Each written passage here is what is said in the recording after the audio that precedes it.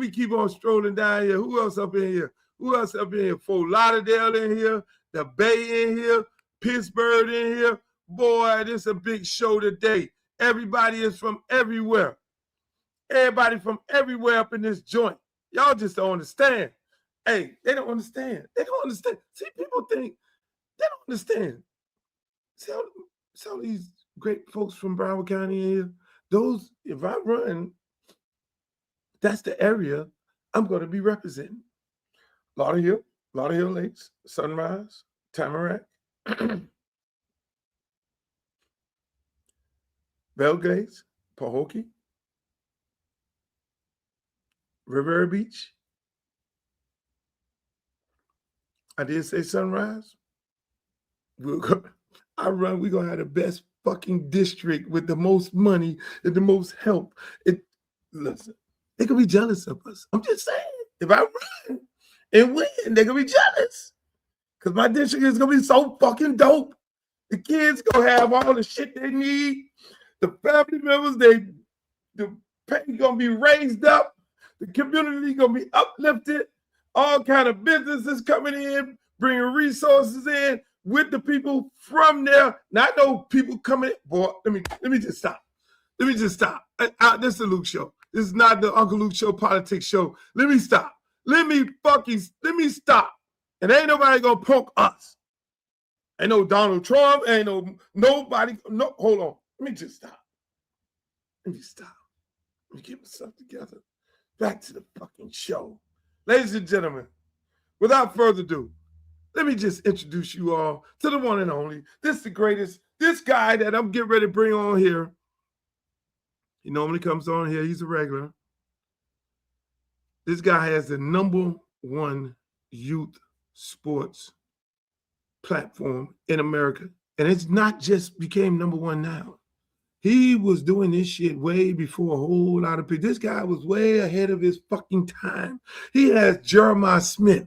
This is how deep it. He has Jeremiah Smith videos. He videoed this guy when he was 4 fucking years old. He has Malachi Tony when he was little, when he was 8 years old. He had camps and he got all the footage. The motherfucker got all the footage of all these guys. You name it. This guy got it. Dalvin Cook, other Cook, you name it. You name it. Without further ado, ladies and gentlemen, I'd like to bring to you all the world's greatest from Footballville, Mr. Streeter, straight from the villains. There you go, ladies and gentlemen. You like that intro, Streeter? Oh man, yeah, man. I'm thinking about this like, damn, I do got all that stuff, huh? But you know, we're not boastful people, man. We don't really boast about the things we did, you know what I'm saying? But I do. I have pictures of Jeremiah Smith with Footballville shirts on at the age of like 9, 10 years old. Really? Yeah, I can pull it up I can show you right now. You talk that shit to me about me being, Luke, you need to tell these motherfuckers what time it is. You need to tell them, Luke. You need that. But you, same thing. See, we're just humble people. Right. And we, when people ruffle our feathers and go to talk about, oh, no, it was, no, then we get a little, see there, who is that? That's Jeremiah Smith with a Footballville shirt on. Get the fuck out of here. You think, y'all think I was lying about this guy right here? This guy here was on the cusp of these kids before. What people don't realize is this, Streeter. We see hundreds of thousands of kids. It's a God gift to know the ones who have that that early, because when I see some of the stuff when you interview Fernando Mendoza, people don't realize how deep that was at a camp. Jeremiah Smith. And all these kids that you gravitate to because you look at their body of work, you could tell at a kid at an early age that he has that thing. You know what I'm saying? That he's special. You can see it because Luke, you get to compare it to, like, you have greats to compare it to, and I think that's what a lot of people don't give. I got to see Duke Johnson, I got to see Calvin Ridley, Jerry Jeudy, Jeremiah Smith. So you get to see the best, right? right? Now you have something to gauge it to. If you're from a place where you've never seen the top, you don't really know what the top looked like. So I created this scale. Right in my head, I got to see Teddy Bridgewater, so I knew when I saw Lamar Jackson, he looked different, right? So when it comes to Jeremiah Smith, real quick story, Jeremiah Smith. Yeah, listen, Jeremiah Smith wasn't always the alpha of his team. Like he when they were growing up, he had a team full of 5 stars. They wasn't 5 stars at the time, but they were all elite guys. They were number 1 in the nation. And he wasn't always the alpha. He was this little skinny kid, right? And he wanted to be on football field like the rest of the kids. I have videos of him talking to my camera saying, I told y'all they couldn't guard me and all of this stuff. But last year when they actually went to the Cotton Bowl to play Texas, his daddy calls me. Chris, what's up, man? Hey, I got a ticket for you. I'm sitting in the car with my lady. I'm like, What you mean? He's like, I got a ticket for you, bro. Listen, hey, find your way up there. I got a ticket for you. Cotton Bowl, Texas versus Ohio State. I know who took care of my kid when he was coming up. And now, and Luke, you understand, we do this. We do it for the community. We do it for our passion. And we don't look for those things back, man. But that right there to me, I say, bro, you're a real one, bro. Because usually when they get to running fast, these people start putting them in rooms. They don't remember nobody. Yep, they don't remember anybody because their life is going fast. You're right. But he called You're me. definitely right. Yeah, and I went to see him versus Texas, and that was the game where Texas put a safety over him, and they had everybody over him, and he didn't do well in that game. That was the one game where Texas was like, Jeremiah, you're not going to beat us. And after the game, bro, he came after the game, took pictures with everybody. It did not bother him one cent. I thought he was going to be mad because I remember as a kid how competitive he was, but he understood the assignment. He basically said, hey, listen, the safety came up to me after the game and told me, bro, listen, hey, man, coach told us we couldn't let you get the ball. Exactly. That's what it was all about. You got to practice. Right. Just that simple. We ain't finna let this beast here, do that to us. And unfortunately, that's what happens in college football. Most people don't understand that.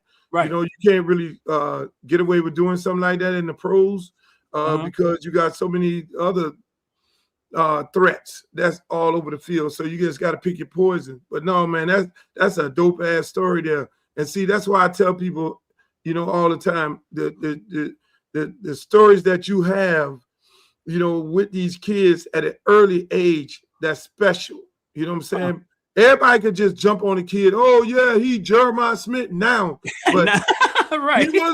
He was Jeremiah Smith then. Like you just told a story of a young kid just trying to figure out his way, not knowing whether he was going to be the Jeremiah Smith that people seeing right now of him, and he got a long way to go because he still has another year. He's going to ball out. He got a whole NFL career. Hopefully, we can have a gold jacket on him, first round ballot. You know what I'm saying? So that it's a great story, man. And the beautiful part about it, it's just so many stories like that.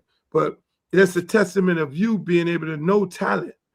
Everybody don't have that. Like people always say, Luke, you never miss on that. Not too many artists you didn't miss on. God gave me a gift. God gave me a gift, and my talent is I know an artist, and I know artists who got that it.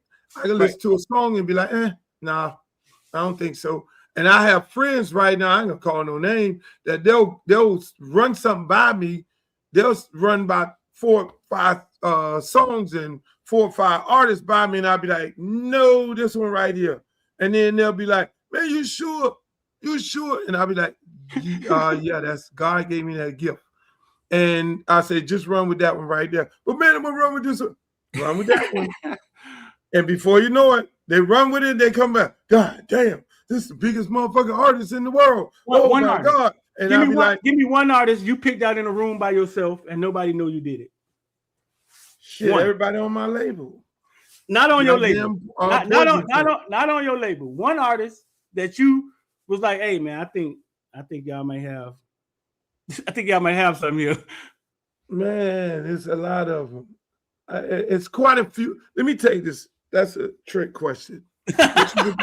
That's a trick question, which is a great question. Uh-huh. But if I say the ones that, first of all, it You takes just the gave your suggestion. Listen, let me take the heat off. no. You It just takes gave the your record. suggestion. Let me take the heat off you, dog. No. It takes the record label. I'm just because you got to give credit to where credit is due. You got to the record label, right? The record label to take an artist and produce them, put them in the studio, spend money on them, sign them up. They have to believe in them at that moment. So you can't take away that part of it. They could run some stuff by me, some music or whatever, and I may say, I like this one right here. I like that one. Like my friend.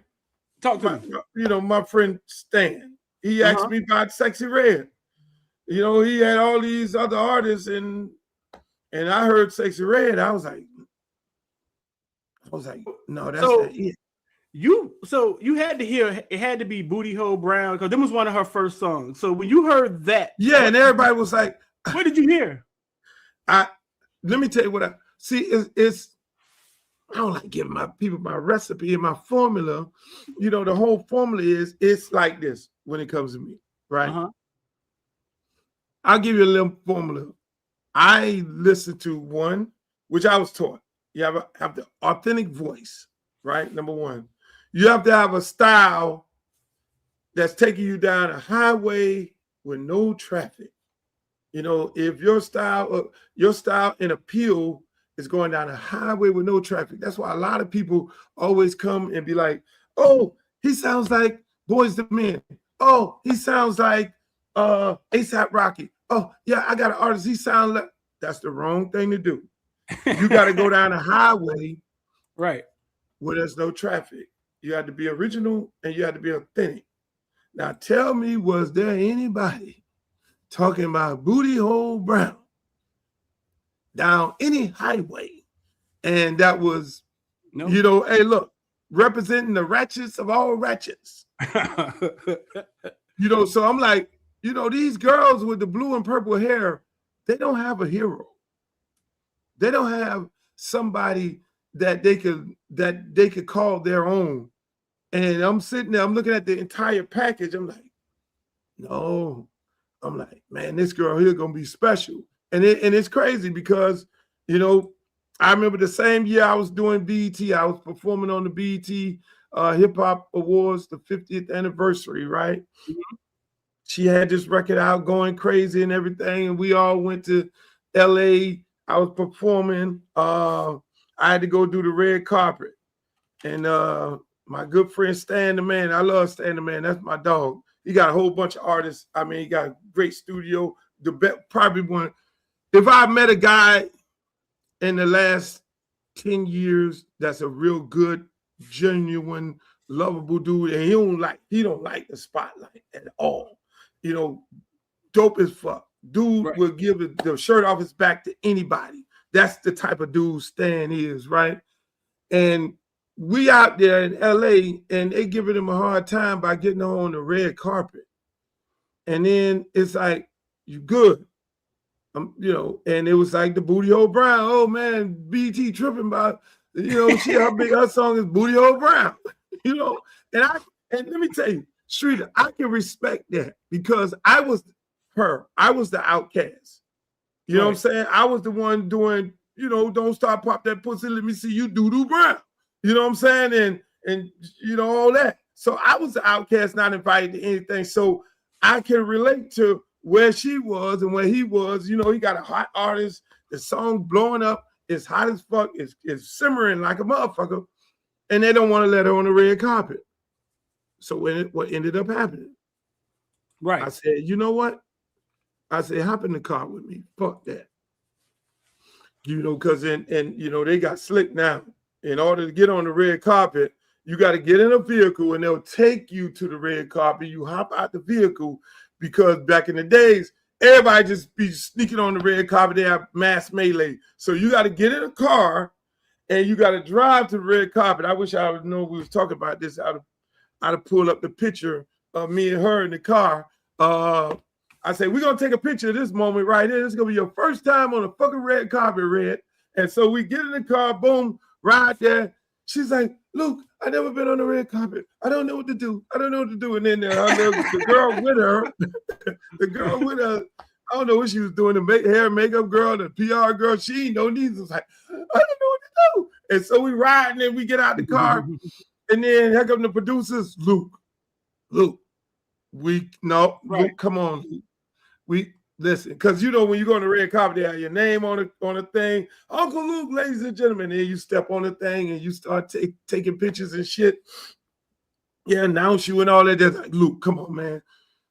Come on, man. You're gonna get all us in trouble here, man. This lady talking about Booty Old Brown and shit and everything. I'm like, okay, she's with me. It's like, is she your date? I'm like, she's with me. I'm like, Sexy Red is with me. So I get on the bed. Now, they ain't mind you. They don't have it set up for her to be like, yo, ladies and gentlemen, Sexy Red. So I had to do all that. So I go on the red carpet. I say, Red, whatever you do, we cannot hold hands because all my girlfriends will be very upset. They will then think it's me and no. So we're going to go here. So I don't know what to do. You're going to see an X on the ground. And when you see the X on the ground, that's where you stand there. Just follow me. And at some point, you're going to get it. And then you're going to go on your own. So in the first thing, they say, Uncle Luke. And then I say, yes, ladies and gentlemen, and Sexy Red. I'm like, Sexy Red. And we standing there. If you look at the pictures, if you go online and look at the pictures, that was her first time going on the red carpet. She was scared as fuck in that van. She was damn near about ready to get out the car. She had her money, stack of money and everything. And she hopped out the motherfucking car, had her money. Then, me and her standing up there posing and like, yeah. Give him something, girl. Give him something. Give him that shit. I'm gassing her up, because you can't capture that. Next thing you know, we go to the next stop and we like, yeah, Sexy Red. And all this posing and all that bullshit, right? And then that's it right there. Damn, feel good. That's her first picture. That's the money. Right. That's her first picture. There you go with me and her. Look at her. Look at her. You got the picture. Oh, man, that's some wild shit there. That is her first time on the red carpet. And my ass sitting up there like a superhero. And we eventually, as it went on, I eventually, left her right there and she started handling her own business and people loved her from that point on. But listen. Why you didn't want to say she was your date? They would have announced it that way? No. I would have did Red a disjustice. How would she be dating an old man? Oh, you're thinking about my little girlfriends would have been highly upset. Her. You're thinking about look how empathetic. I was thinking about Red. Red didn't need to be with an old guy. She need to be, hey, look here, man. But that was that was a hell of the little drive, and me coaching her up. I wish I had a picture of us in the car, because we did take some pictures in the car, and it was, man, she was nervous as fuck right there. And I was like, nah, don't be nervous. Just, let me coach you up. I got you. And so at the end of the day, she got on there on the red carpet, did her thing. My man Stan he was so fucking happy.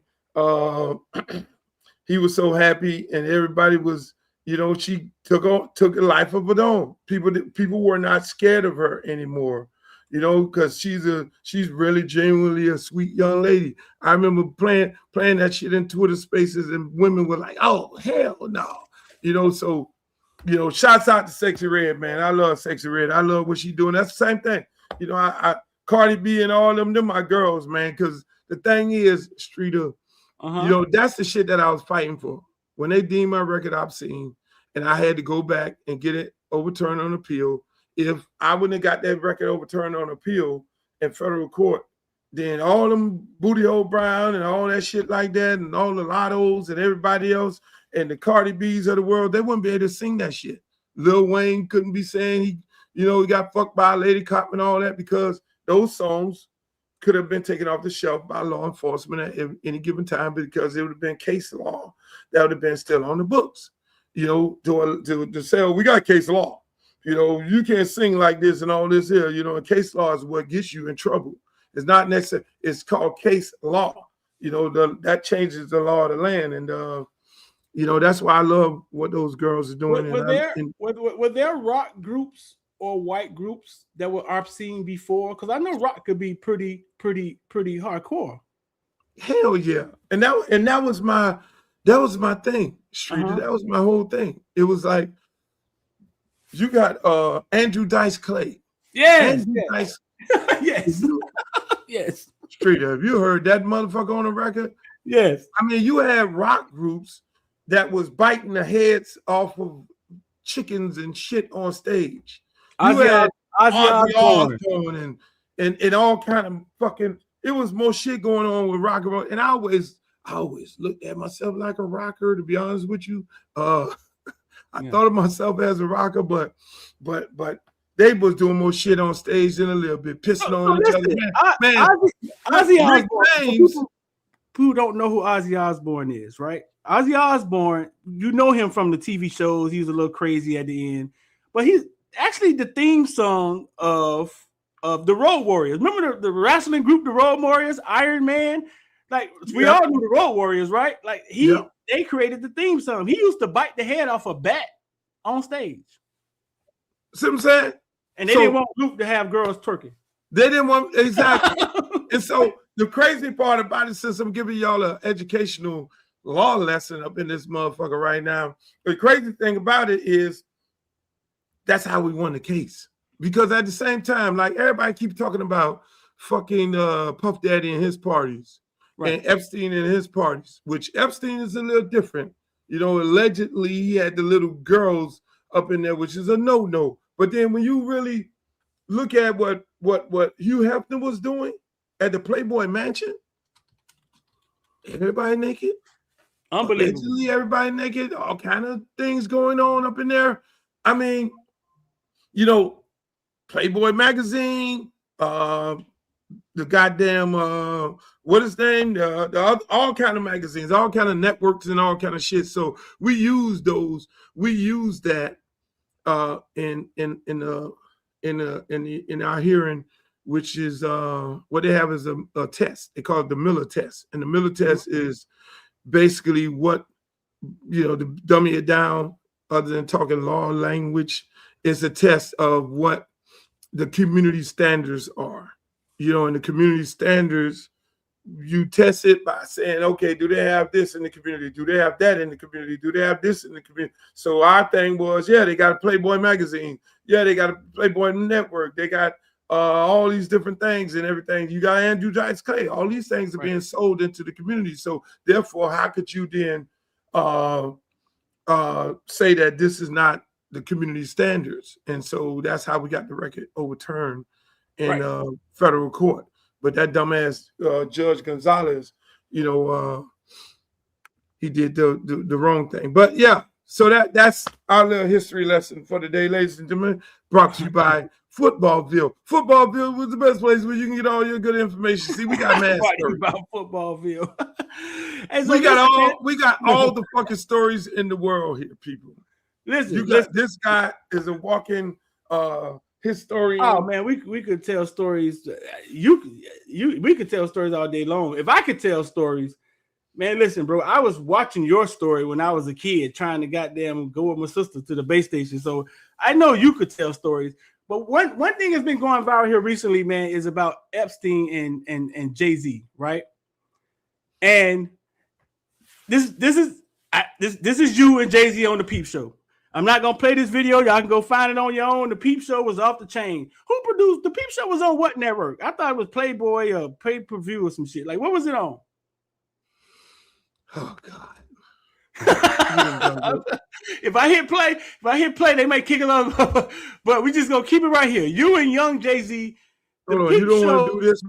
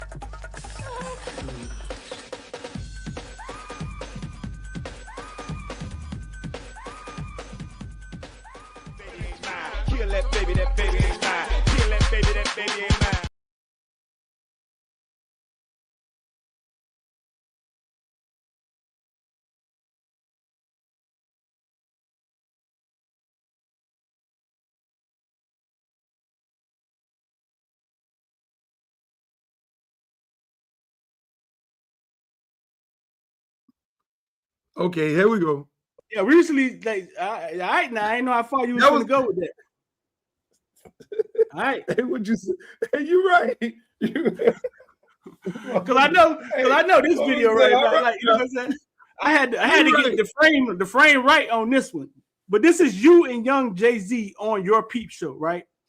Correct. And you had a lot of artists at their early stages on your Peep Show. Tupac, Lil Kim.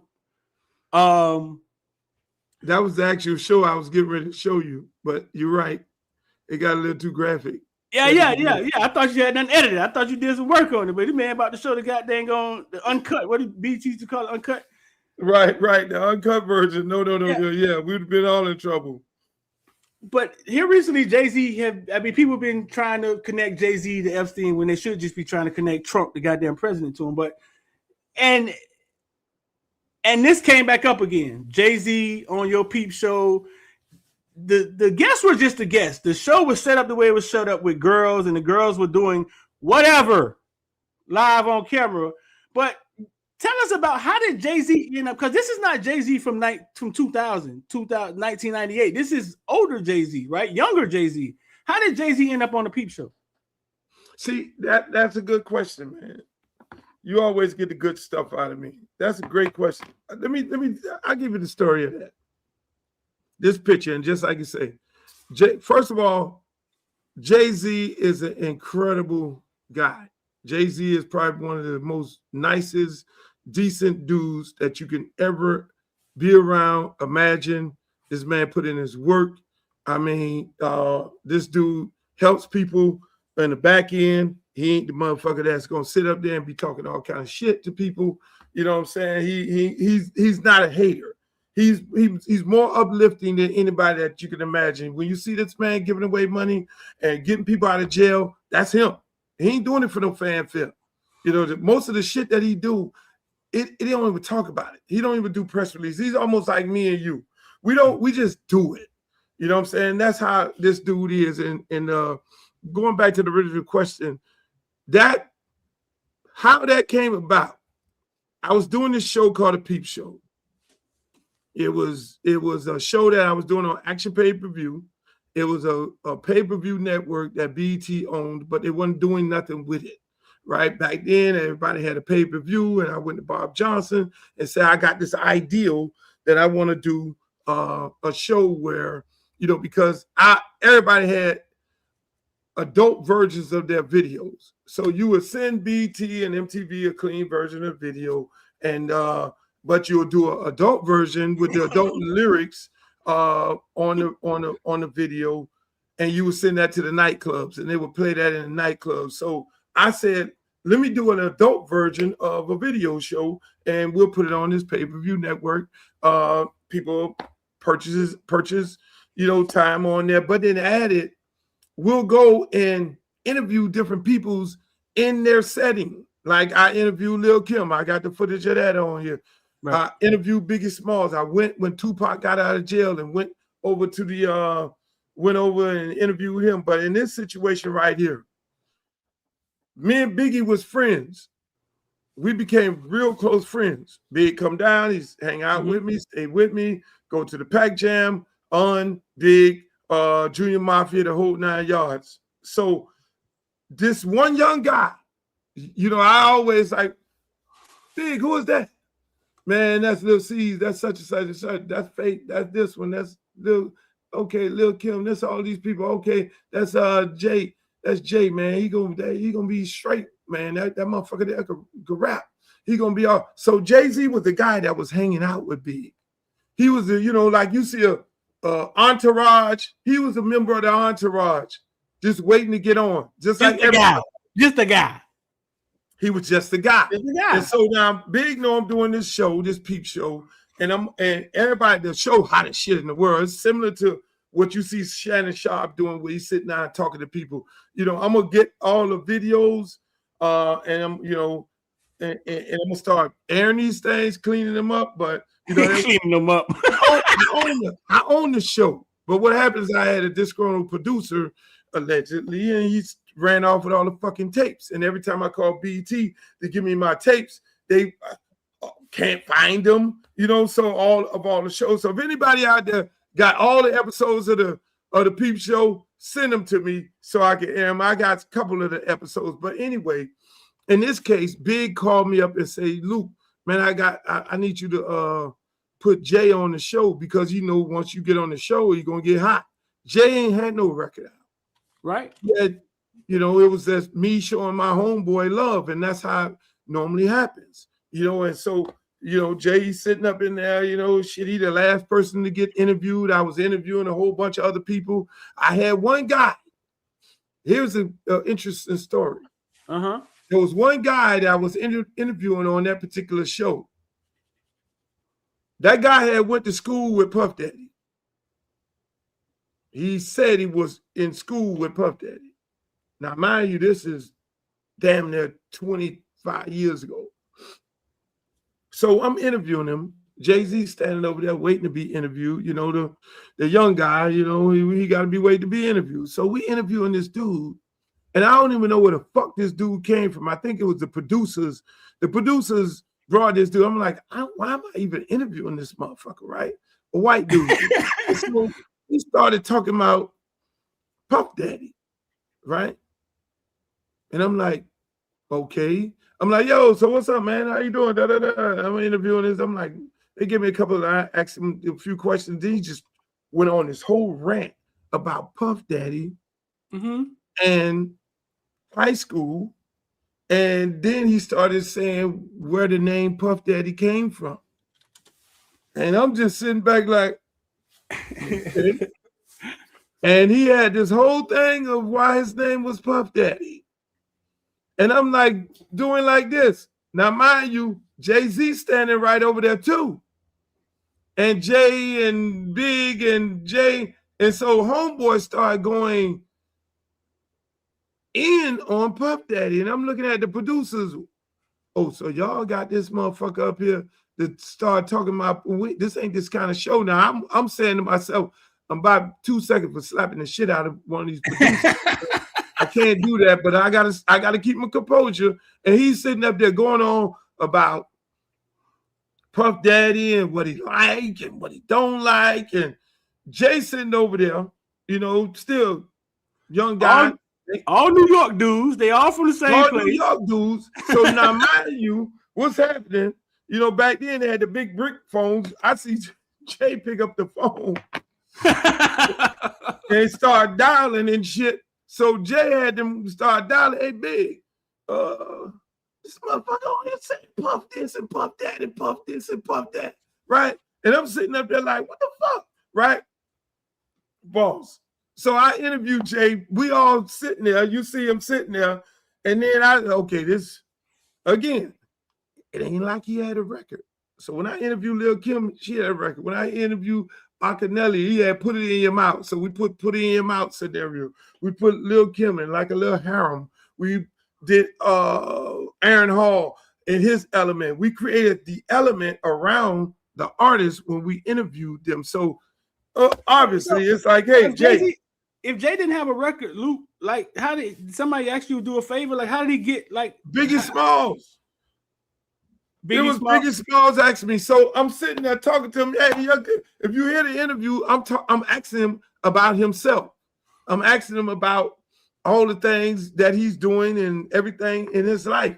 And so we talking and we having a conversation. If you see, you will hear that. Yeah, I'm getting ready to put out my first joint and I'm getting ready to do this and da-da-da-da and all that there. And now, mind you, what I always did in my interviews was I always had shit going on around you where you were preoccupied with your eyes. And like, so when I do ask you a question, you'd be like, yeah.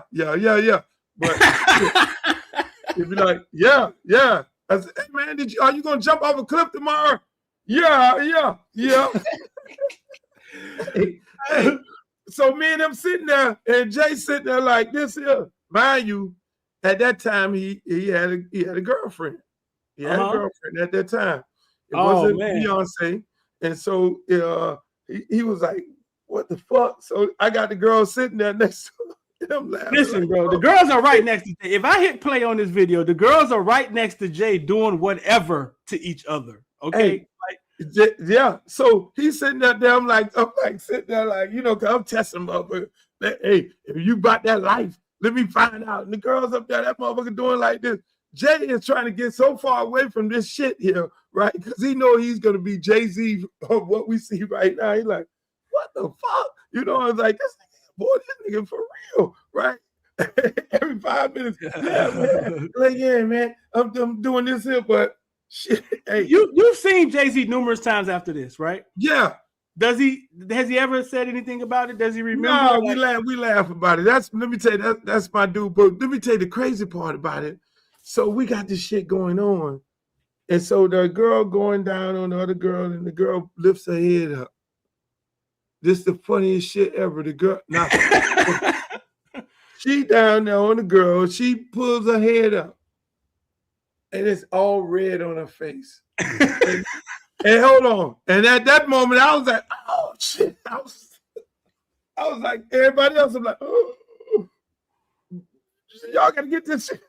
And then no, it was, listen, that whole interview, and then mind you, know, by the time I got off the set and doing the interview, I started getting 1,000 phone calls from Puff Daddy. Puff Daddy, if you know anything about Puff Daddy, if he's looking for you, he will call you 100,000 times. And he was like, yo, man, you can't air that shit. He had to call up the executives at BET, and they were like, fuck that shit. We're going to air this motherfucker. We don't do shit. And all that there. I'm like, okay. And then he was, man, Luke, man, please, man, Luke, man, please don't let that shit go down like that, man. Buddy is saying some wrong shit. And that shit ain't right, man. That man trying to fuck my whole career. And again, I didn't know where this interview was coming from and why I was even interviewing him, because it made no sense. You know, I thought, okay, I'm interviewing a guy who knew Puff Daddy back in the days. I started getting it, and I thought he was gonna be talking some good shit about him, but he was talking some real shit. And then I had to then put down on the, long story short, I had to put down on the network and say, no, we're not airing that. You know, we are not airing that. It was like, no, but the show ain't about that. The show is about, you know, I say, look, it's my fucking show, and we're not going to air it. We're going to cut that shit the fuck out, and that's how it's going to be. It's just that simple. You need me to go look at my contract? Who own this motherfucker? Well, we putting up the money. Okay, well, we ain't airing that part because that ain't got no business in the show. I ain't had no business even interviewing this motherfucker. He coming up here to talk shit about Puff. Was he anybody? Did he turn out? Knew exactly what this man was going to do, but y'all ain't tell me. Did he turn out to be anybody? Who was he, Lou? Did he turn out to be anybody? Who was he? He just was a guy? Man, let me tell you, I left that shit right there. I left it right there. But Buddy had some things. And so now fast forward to now. Talk to me.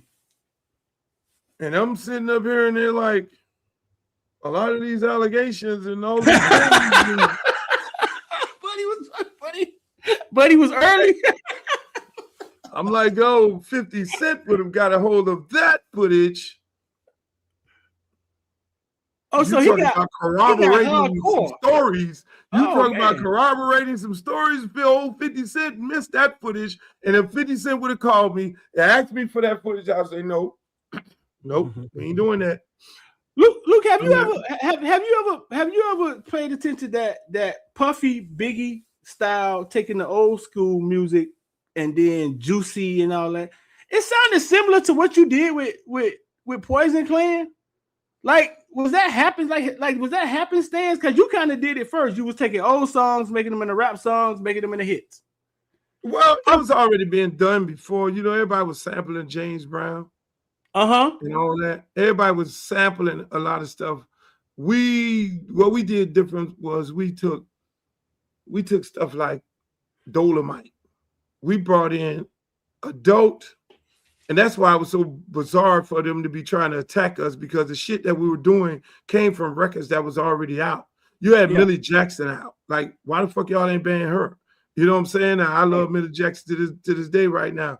But you had Dolomite, Leroy Skillet. You had all these people. We were sampling that. That's what made us different. And we was cussing on the record.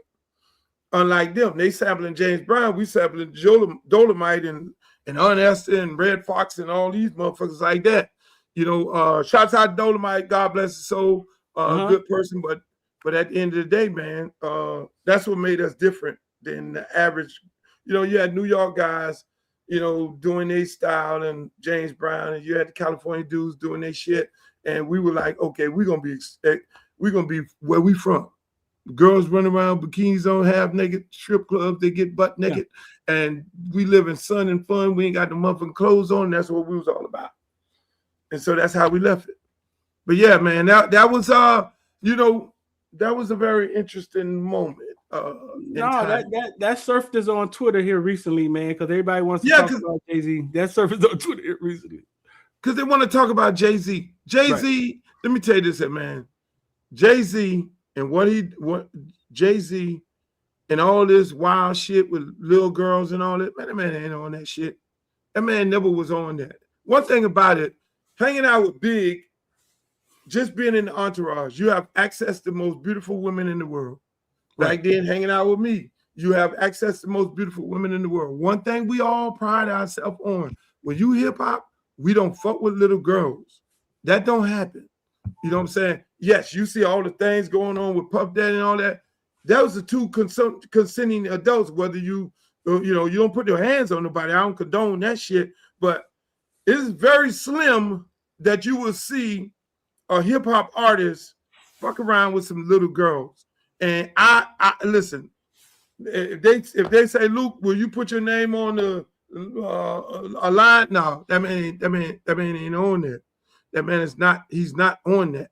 You know, Now I do know one artist that they told me that I booked to the Splashdown, and they told me don't have no young girls around.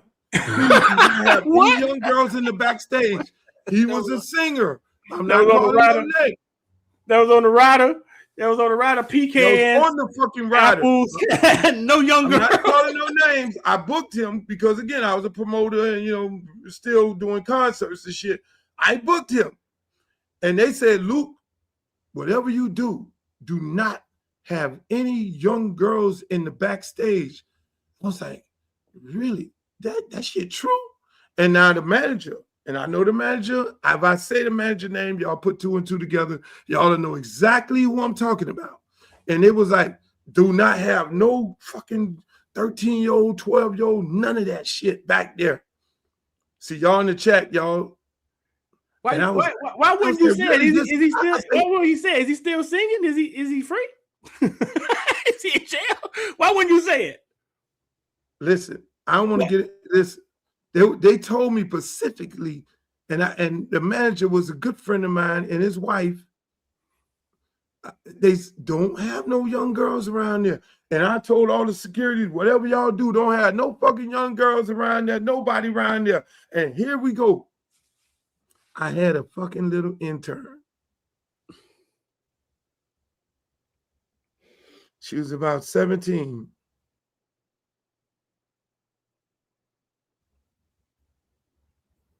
And I forgot, and the interns, they be working. They just all over the place. And I never thought, we securing them shit. Don't let nobody back here. And next thing you know, I saw the little intern walk by. I was like, oh my God. Right? and it said, I was like, but it dawned on me like, it's a rule. You don't fuck around with the people who work with somebody, right? So we working. And then all of a sudden, then it dawned back on me, where's the fucking intern? I'm like, yo, where's the intern? Because I know we got this predator on the loose. What? Motherfucker told me. They told me. Listen, be predator. Bro, it was this guy manager that was telling me. The date manager told me this. It wasn't some news article or don't have this shit around here. It was the manager. His manager told me, don't fucking have these people. I'm like, what the fuck y'all dealing with? You're dealing with a cage animal. And it was like, Luke, it's a long story. We'll talk about it some other time. Man, I'm looking for the goddamn, I'm looking for the girl, and the girl missing. I'm telling everybody else, where is the girl?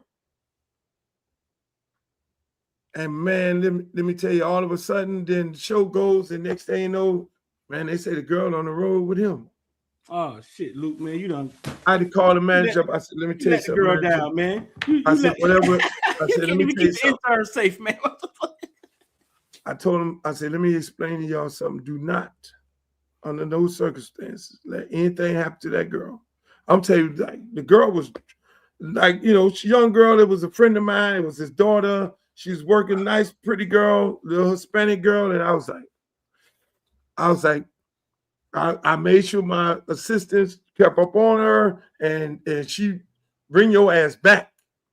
If I had to go get the girl, I'm going to get the girl.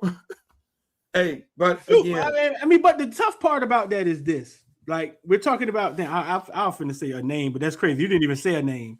We're talking about young kids and wanting to be around stars, right? Which is very fucking difficult. Kids will go against their fucking parents. Yeah. To be around some of these hip hop, some of these R&B, some of these rap stars. And it's a tough situation when they start preying on these little girls. Nothing in that Puff Daddy trial said anything about little fucking girls. Nothing. But this Epstein shit. Oh man, Epstein got a whole documentary on Netflix where the motherfucker was in West Palm. Motherfucker took out all high schools in West Palm. he took them all out. You see what I'm saying? But the Epstein, but the crazy part about it is you got all these people in this Epstein shit, and at the end of the day, ain't nobody go to jail. It's like all these predators around these little girls. Number one, you shouldn't have no little girls without them being accompanied by their parents on some fucking island, and all of a sudden nobody goes to jail. The DOJ can't find nobody to go to jail. Only thing they got anything close to anybody being punished is the goddamn prince, because he leaning over the little girl while she on the ground, and all these billions of emails saying who was doing what and who was doing what with who. You know the man was fucking with little girls. It's like the difference between Epstein and Hugh Hefner. Hugh Hefner had a bunch of grown people. Puff Daddy had a bunch of grown people at his parties and things like that. This man had nothing but little children. It's almost like, okay, what party do you go to? The party where the host gonna have little girls, or you go to the party where the host is gonna have grown women or models and shit like that. Right. People knew what this dude was doing, so all these people that attended this shit was on that. And so again, you can't tell me no fucking Jay-Z. We all have went to places and we left. I went to a Puff Daddy party. I ain't see none of this shit. Right. I ain't see none of this shit going on. I went to a Donald Trump party at fucking Mar-a-Lago. I went to all these places and I leave. So, you know, hey, did I see anything? They always ask, Luke, what did you see? I see nothing.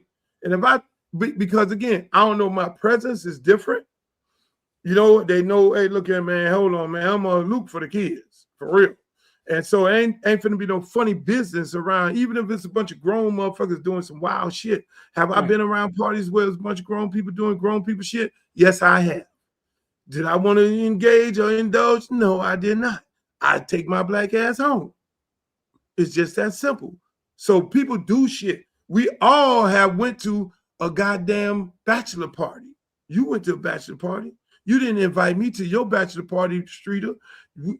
Shit, y'all. You and X have parties at the goddamn tailgate with the damn dancers with bullet wounds.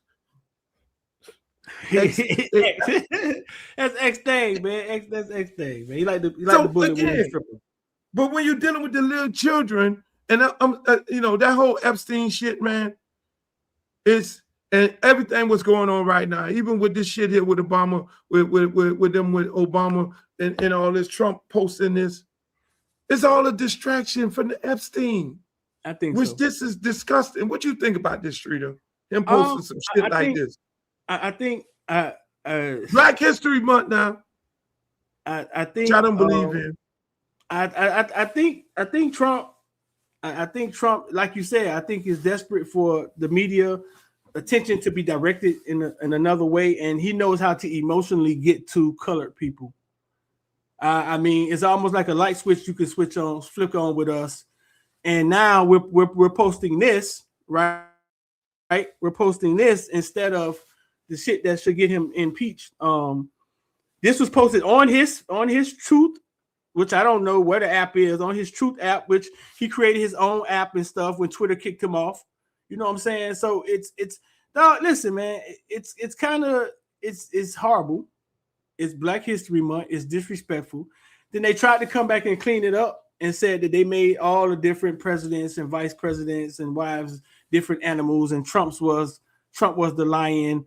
But this is everywhere today, man, and is definitely it's horrible. And I mean it's him showing you who he is, or his group showing you who he is, or the people around him showing you who he is. It's unacceptable. You know, this black people are monkeys and apes shit go way back. Yeah. This is something that goes way back in the days where they would call us monkeys and apes. They would damn near had scientists saying, look at the black people and compare the monkey and the ape to a black person. And that's what the fuck they are, is monkeys and apes. So when you're playing with black people like this, this goes way back. Maybe they think that all the people who went through this back in it's almost like, you know, it's like this is how they referred to us when they said the N-word, the nigga and all that. This was followed up with this, you know, and that's why a lot of old people got a lot of problem with the N-word, because the N-word was used as a derogatory term by the white man. And then we called them the crackers, and then they had a problem with us calling the crackers. But then they did segue into y'all monkeys. Look how y'all run fast, y'all jump fast, y'all are monkeys, y'all are apes. Look at the face of a monkey and look at the face of a black person. Look at the body type. Look at how much more athletic they are than a fucking than a white person. You know, so it was like some real derogatory shit. You know, look at the lips, look at the ass, look at the legs, and look at all this.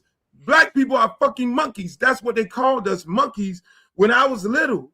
And that would cause major problems. That was fighting words. Right. It was a nigga, but then it was calling you a monkey became deeper than rap. And so a lot of young people right now, whether they're from the age of 35 on back, and they don't understand that part of the history. They don't understand how deep that shit cut.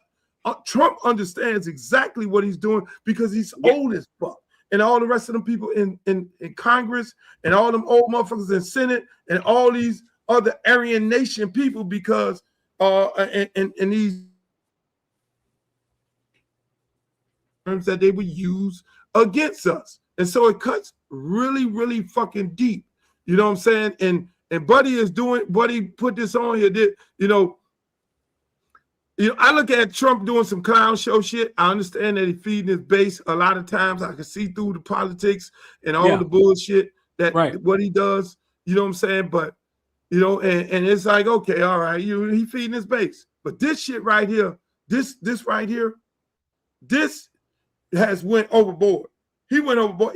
Even mega motherfuckers is saying he went overboard. It ain't just, you know, one side. You got mega motherfuckers, and then you got dumb motherfuckers like this here who playing like it don't exist. Under any circumstance, should be sending out to millions of people. Well, I've not seen that video till you just showed it to me. How the fuck you ain't seen that video? Bro, listen. I saw that video before I saw my old lady in the bed with me this morning. Bro, I rolled over. That shit was glaring on my wall like a projector. That shit was everywhere. How you not see that video? That's bullshit. He's not seeing that video. No, man, you got people apologizing. Black platforms coming out saying I voted for Trump. I don't want to hear your apology. I don't want to hear your apology. You stupid. You knew what he was on the last time and how his last presidency ended. You know what I'm saying? So I don't want to hear your apology. It's just ignorant if you did it twice in a row and you knew you didn't really stand for that. You know what I'm saying? So keep your apologies to yourself. But he's went too far. But like you said, I just think it's all to redirect, Luke. I try not to be triggered by certain things, man. I try not to be, especially when I know it's ignorance. What's gonna come of it, Luke? What's gonna be the result of it? Let me tell you something. What it is, it's what's going to come up of this. The bottom line for us people who are woke, who knew what he was all about, and who Kamala Harris told you what he was all about. And if you read any history books, it will tell you what he's all about. Trump is a salesman opportunist. Bottom line. Yeah. He's going to gravitate to whatever sells.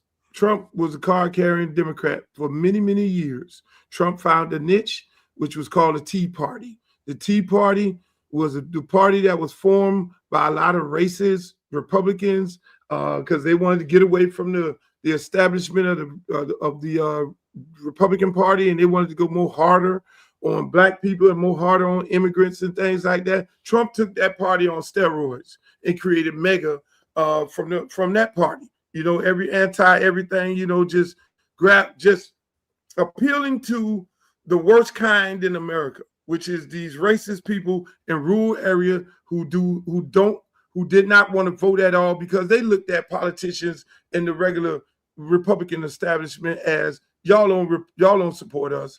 The shit that y'all got, y'all just another motherfucker in a suit. So they woke up a base of people, which was people in the rural area, trailer park. White people just don't like Mexicans, don't like black people, the most racist people in the world. And he woke that party up to then support him because the average Republican is going to support the average Republican regardless. But then those people were the difference makers to then get him over the hump, similar to what Obama did when he ran. Everybody got a damn voter's registration card that don't normally vote. And that become landslide. Obama just whooping people ass because he woke up a group of people, young people in the black community that don't necessarily vote, but then they said, I'm going to vote now.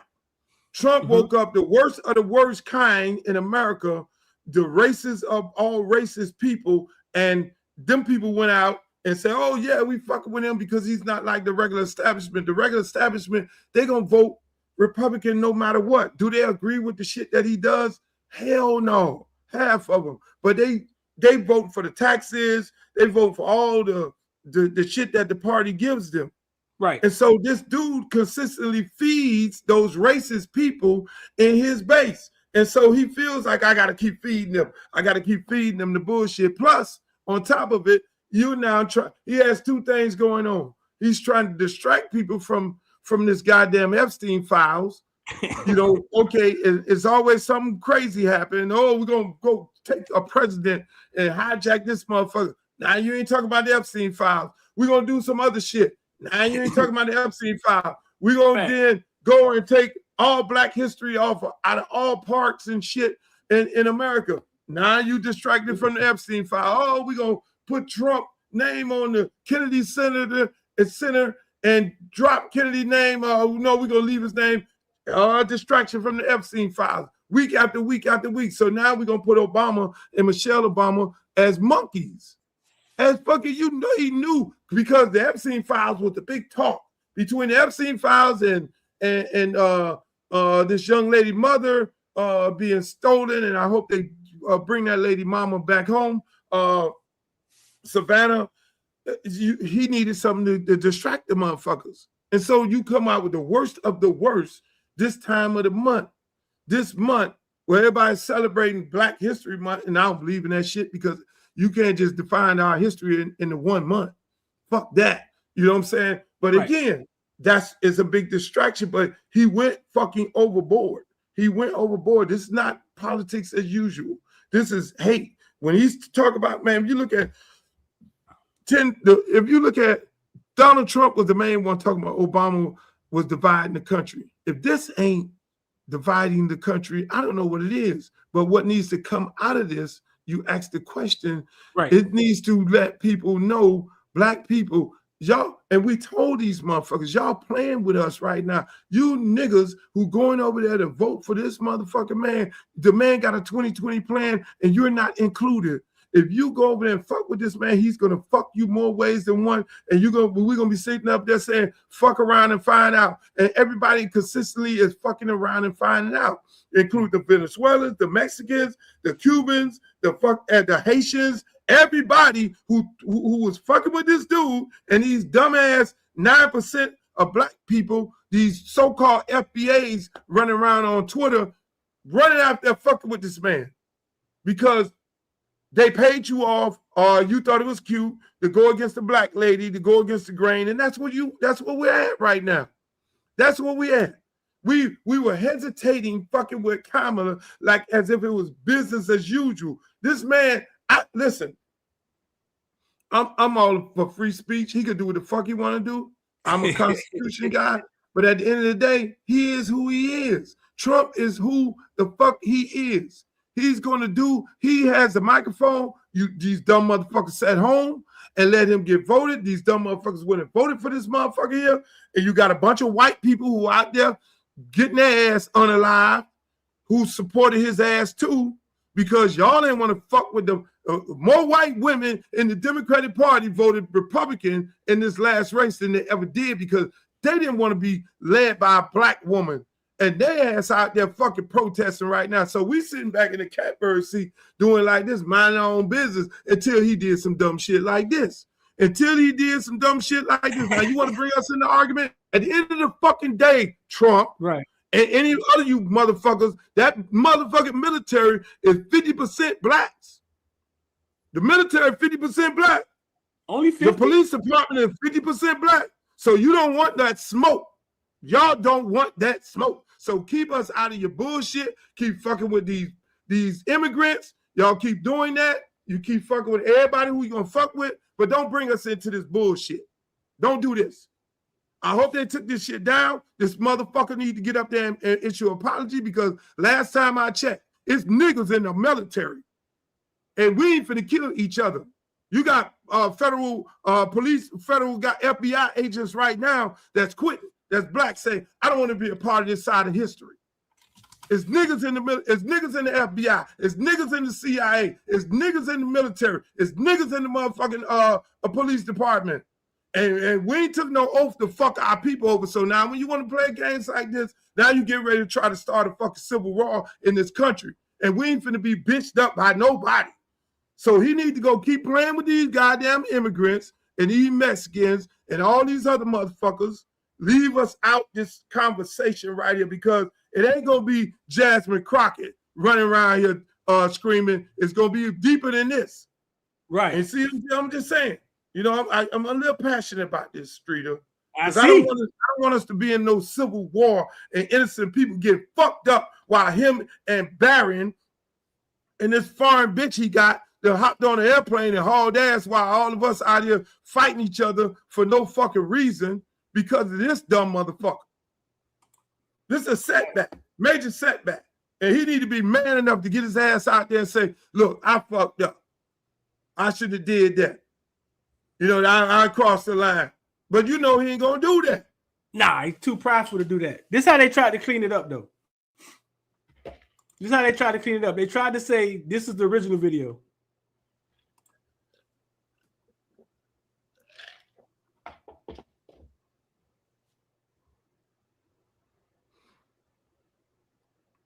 This is how they tried to clean it up.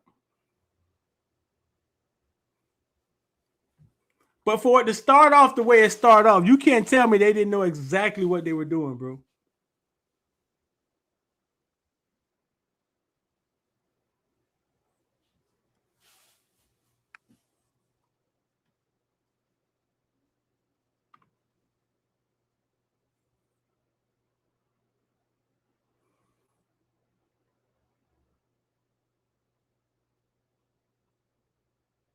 You can't tell me they didn't know exactly what they were doing to start off the way it started off.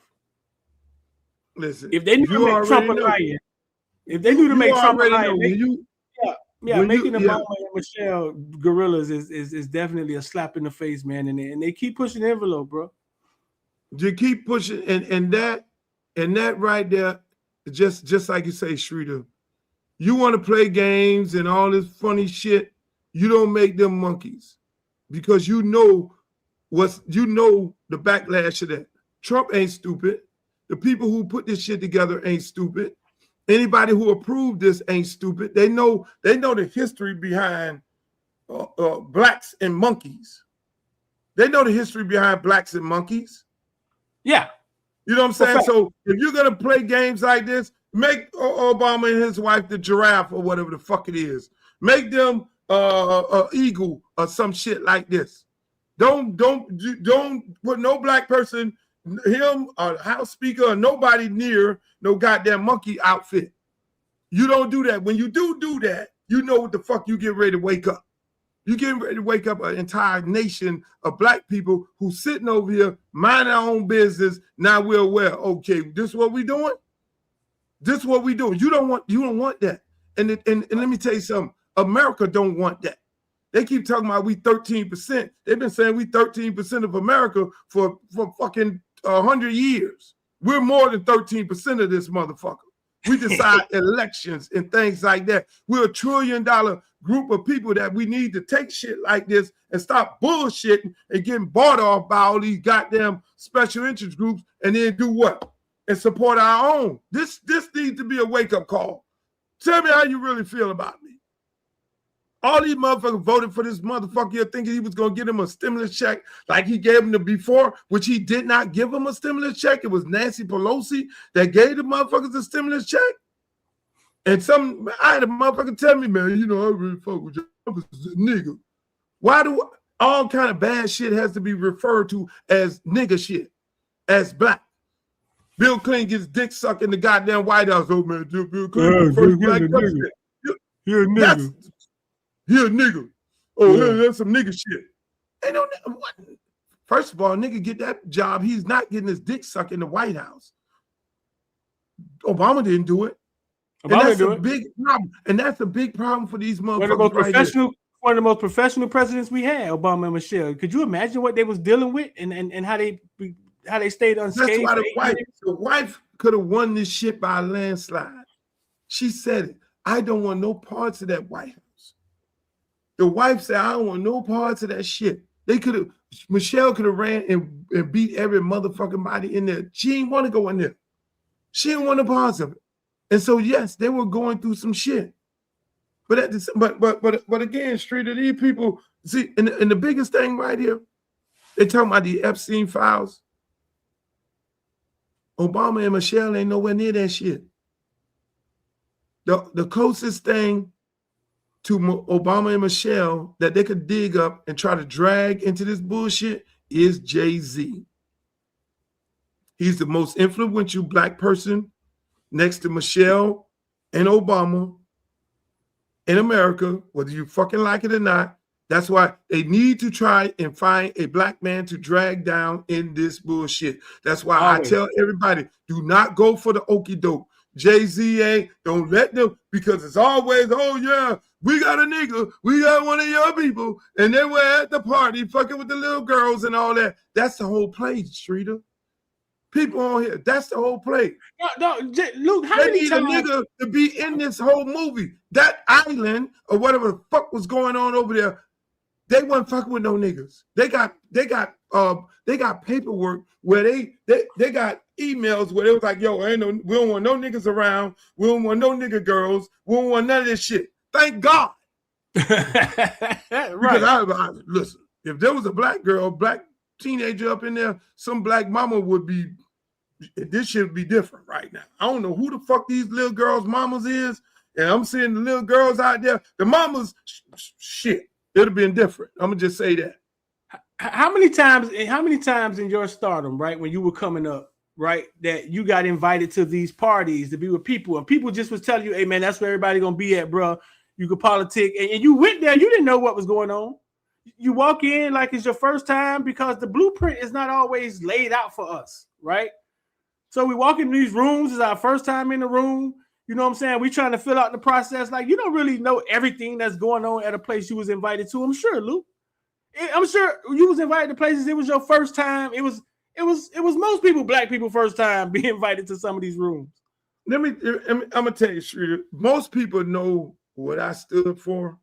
You know, gullible people in the business, people who just want to be a part of the crowd, people who just willing to do whatever the fuck it is to be up in there, in the in crowd.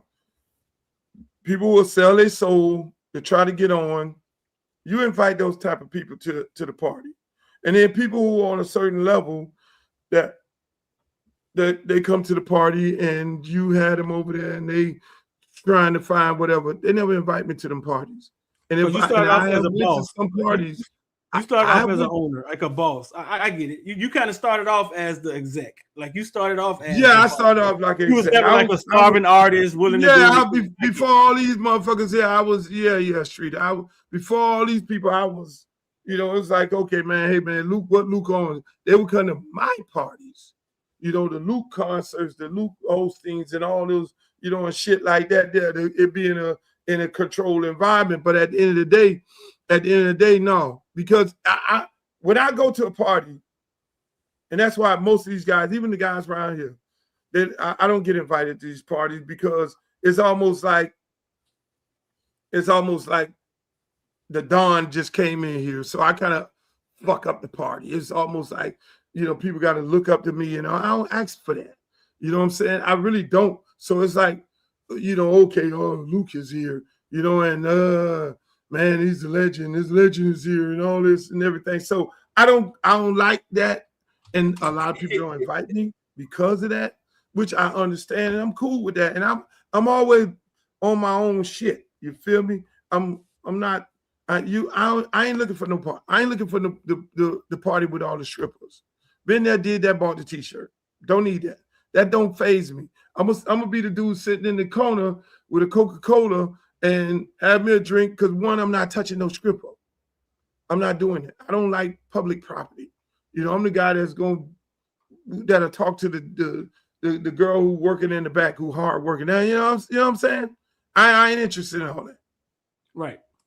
So they don't invite me to these type of soirees for many, many reasons. Like I went to Rick Ross' party the other day, man. Had a great time.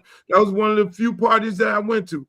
I went to DJ Khaled golf tournament, and is there a lot of parties going on around events and things and all kind of stuff? I mean, I ain't on there.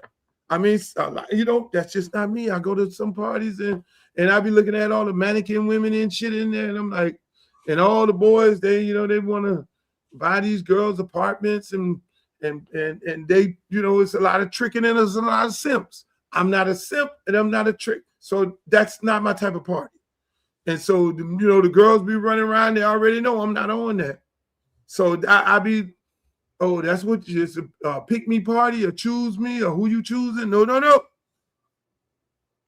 I remember when we first started doing business together and I started being around you. You know what I'm saying? And I had to leave the house. I had to tell my lady and shit. You know what I'm saying? She pretty cool. You know what I'm saying? But after a while of going, shit, at some point I started just saying, hey man, you want to come? Because we ain't doing shit. Like I know what this motherfucker I know what he be doing on TV, you know what I'm saying? But being around this motherfucker is about boring as it gets. Nigga, we going to eat pizza, we gonna talk football, and we gonna talk about someone.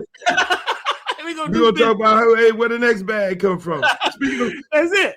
We ain't doing shit. You wanna come? Hey, so listen, man, I got a question for you, bro. So listen, you put your coaching hat back on for a second. College football I'm fucking retired.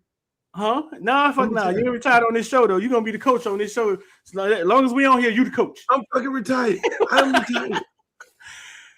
College football has changed to a point where, man, you could boost your roster up in a second with the portal. Once again, the University of Miami, right, in the wide receiver room, has guys, Upshaw that's been there. He's coming off an injury. A Josh Moore, who you've talked about numerous times, 6'3", 215-pound wide receiver. That's my guy. I love him. I like him. Then they've brought in a Vandarius Jackson, a wide receiver from South Carolina, playmaker. They brought in a Cam Vaughn, another playmaker. And then they brought in Barcade, which is Darian Mince's homeboy, 1,200-yard wide receiver, right? If you're the coach, Luke, and you're in that over that room, how do you put those guys together and get the top 3-4 guys on the field, knowing that you already got a Malachi, arguably top 2, top 3 best receiver in the nation? How do you get those guys in the room, motivate them, right? Stop them from killing each other, and get the best 3 on the field? See, now you're trying to drag me. Why you see people in the chat? How does and Uncle Hurricane Luke? fans- How do you like? How would you do? You see what this nasty work Streeter is doing? Bro, You see he trying that's to a drag tough me hat back down somebody has this, to wear, bro. this That's tough. Kevin Beard rabbit hole. You see this man? I moved on from it. I got away from it, and this man is asking me these kind of questions right here. Y'all see Streeter is doing nasty This ain't work. got nothing to do with Kevin Beard, bro. Kevin Beard, This listen, man shout out to you, I dog. We ain't spent said together at the Ole nothing. Miss. Everybody in We the chat, celebrated together. This ain't y'all got see nothing to who do bringing with this Kevin shit up? Beard. Hey, he's specifically talking about receivers. Because it's tough. It's tough. It's a tough situation that only in the Streeter. past 3 years college football has to deal with. Streeter, do you really want my honest assessment? I saw you deal with some stuff at Edison this year, right? And I saw how you dealt with it. But this situation where you're bringing in guys that already have stats, then you got a guy who arguably has more talent or upside than all of them. How do you how do you get the best and get the best on the field and keep everybody happy, even if you can? Streeter, okay. Since you want to go there, and you trying to make these people come out to me again, get upset with me. Give your own assessment, dog. Like this ain't got nothing to do with nobody. They may learn something from it. They might learn something from it. They're not going to learn something from it because they're going to think that I am going after the coach.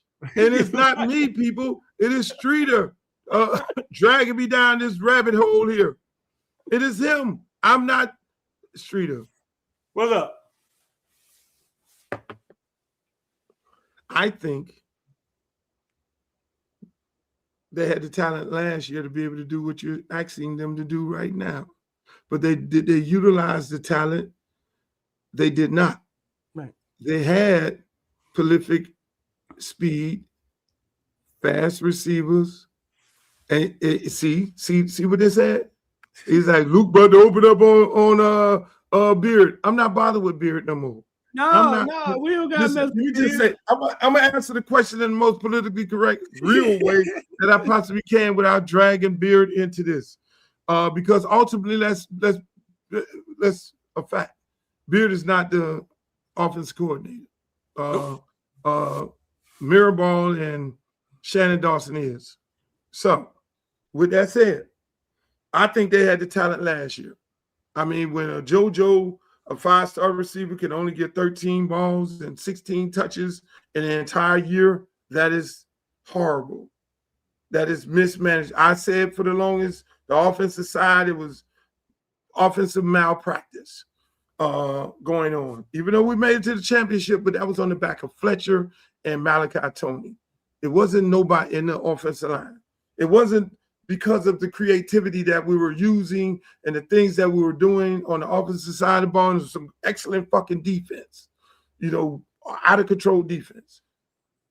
I looked at the roster last year and looked at the talent that we had at receiver position. I looked at the running back position. When I went into the year after coming back from the practices and things, I said, man, they got a 5-wide set that's like some NASCAR Indy shit. That them motherfuckers could take the top off of shit and Malachi could work his way in the underground up underneath and all that there. People would have to respect that.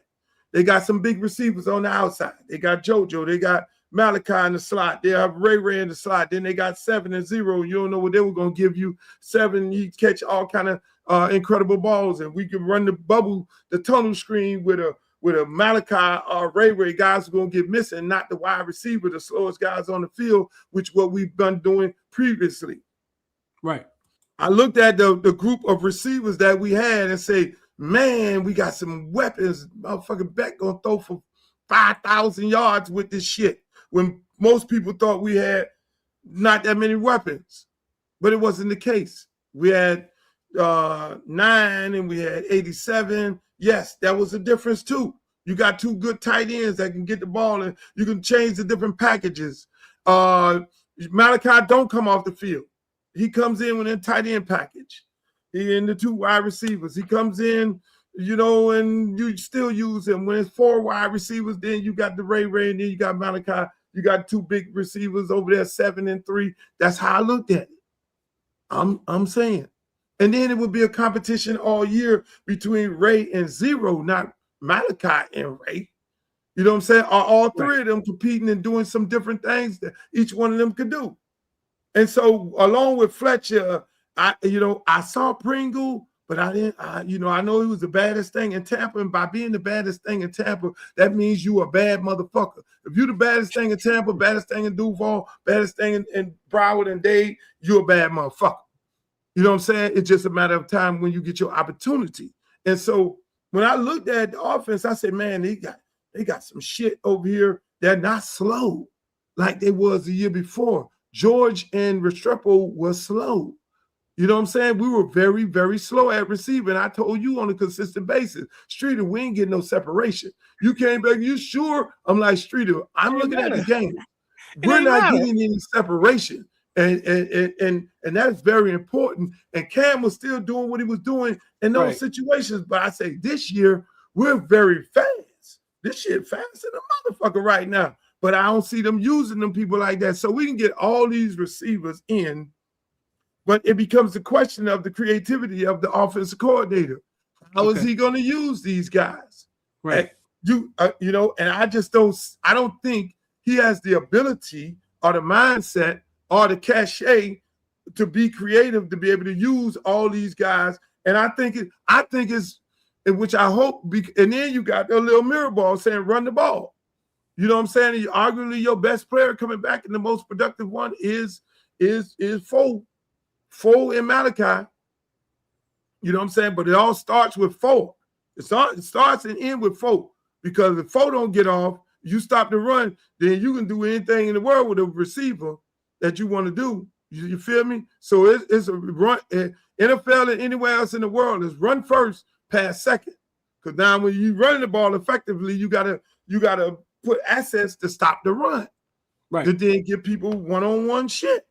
And so how he used these receivers, I'm just glad my guys at ECU over there with Mr. Beast Mode and fucking Ali Equation.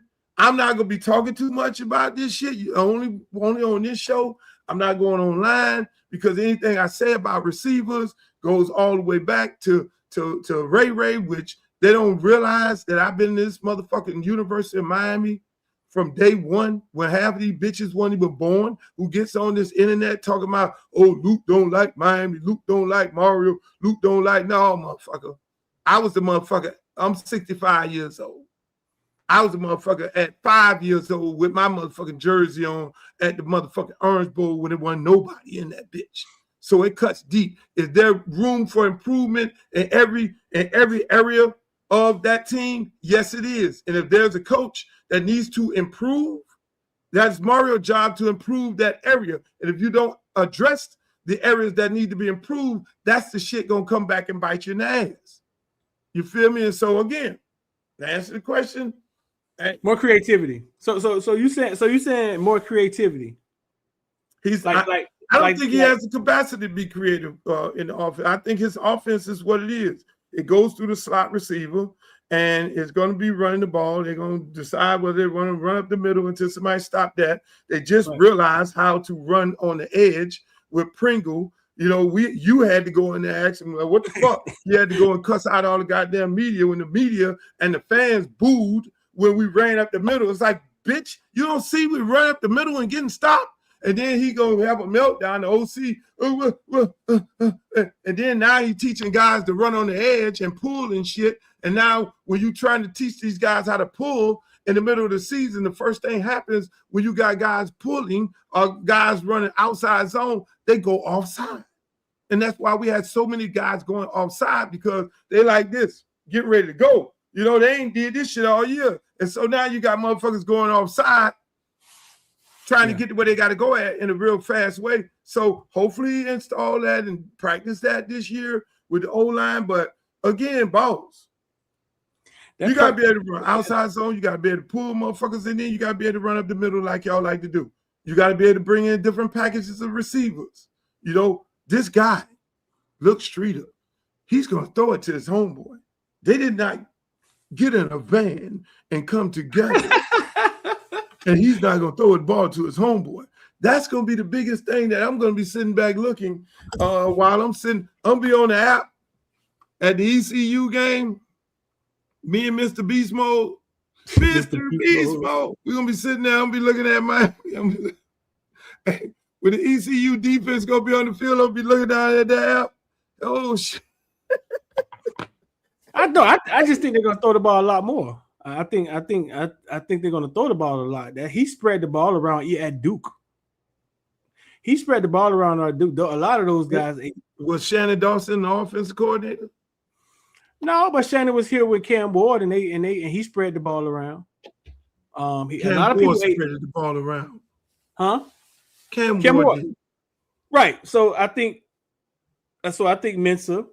I think so. You think Duke has some offensive juggernaut at OC over there? Streeter, y'all are not going to be able to use me as the scapegoat. I'm not going to get on here and say nothing bad. I asked you about this year, and you went right back to last year, and I said I didn't say nothing about last year. I got to give you the history.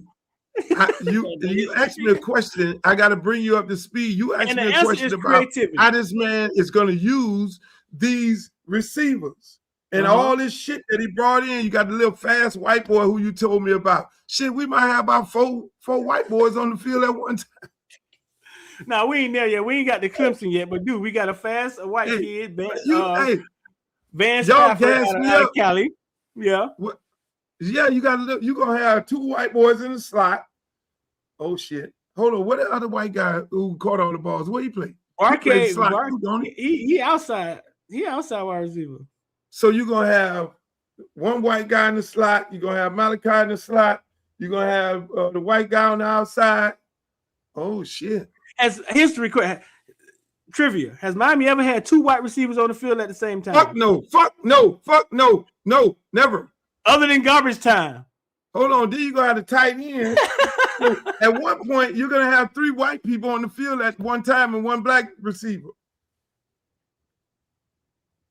It don't matter, dog. Like ballers are ballers. You think they come in colors? The greatest wide receiver in Miami history was Hispanic.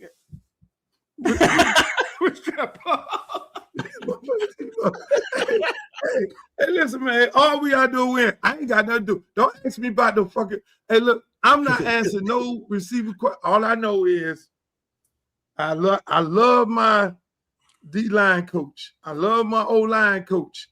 I don't know who's gonna be the running back coach. Speaking of running back coach, Clinton Portis wants this job. You got a lot of former Hurricanes. You got Santana Moss. You got Adrian James. You got all these guys saying they want Clinton Portis to be the running back coach. I think this is the most pressure. You know, I love Clinton Portis too.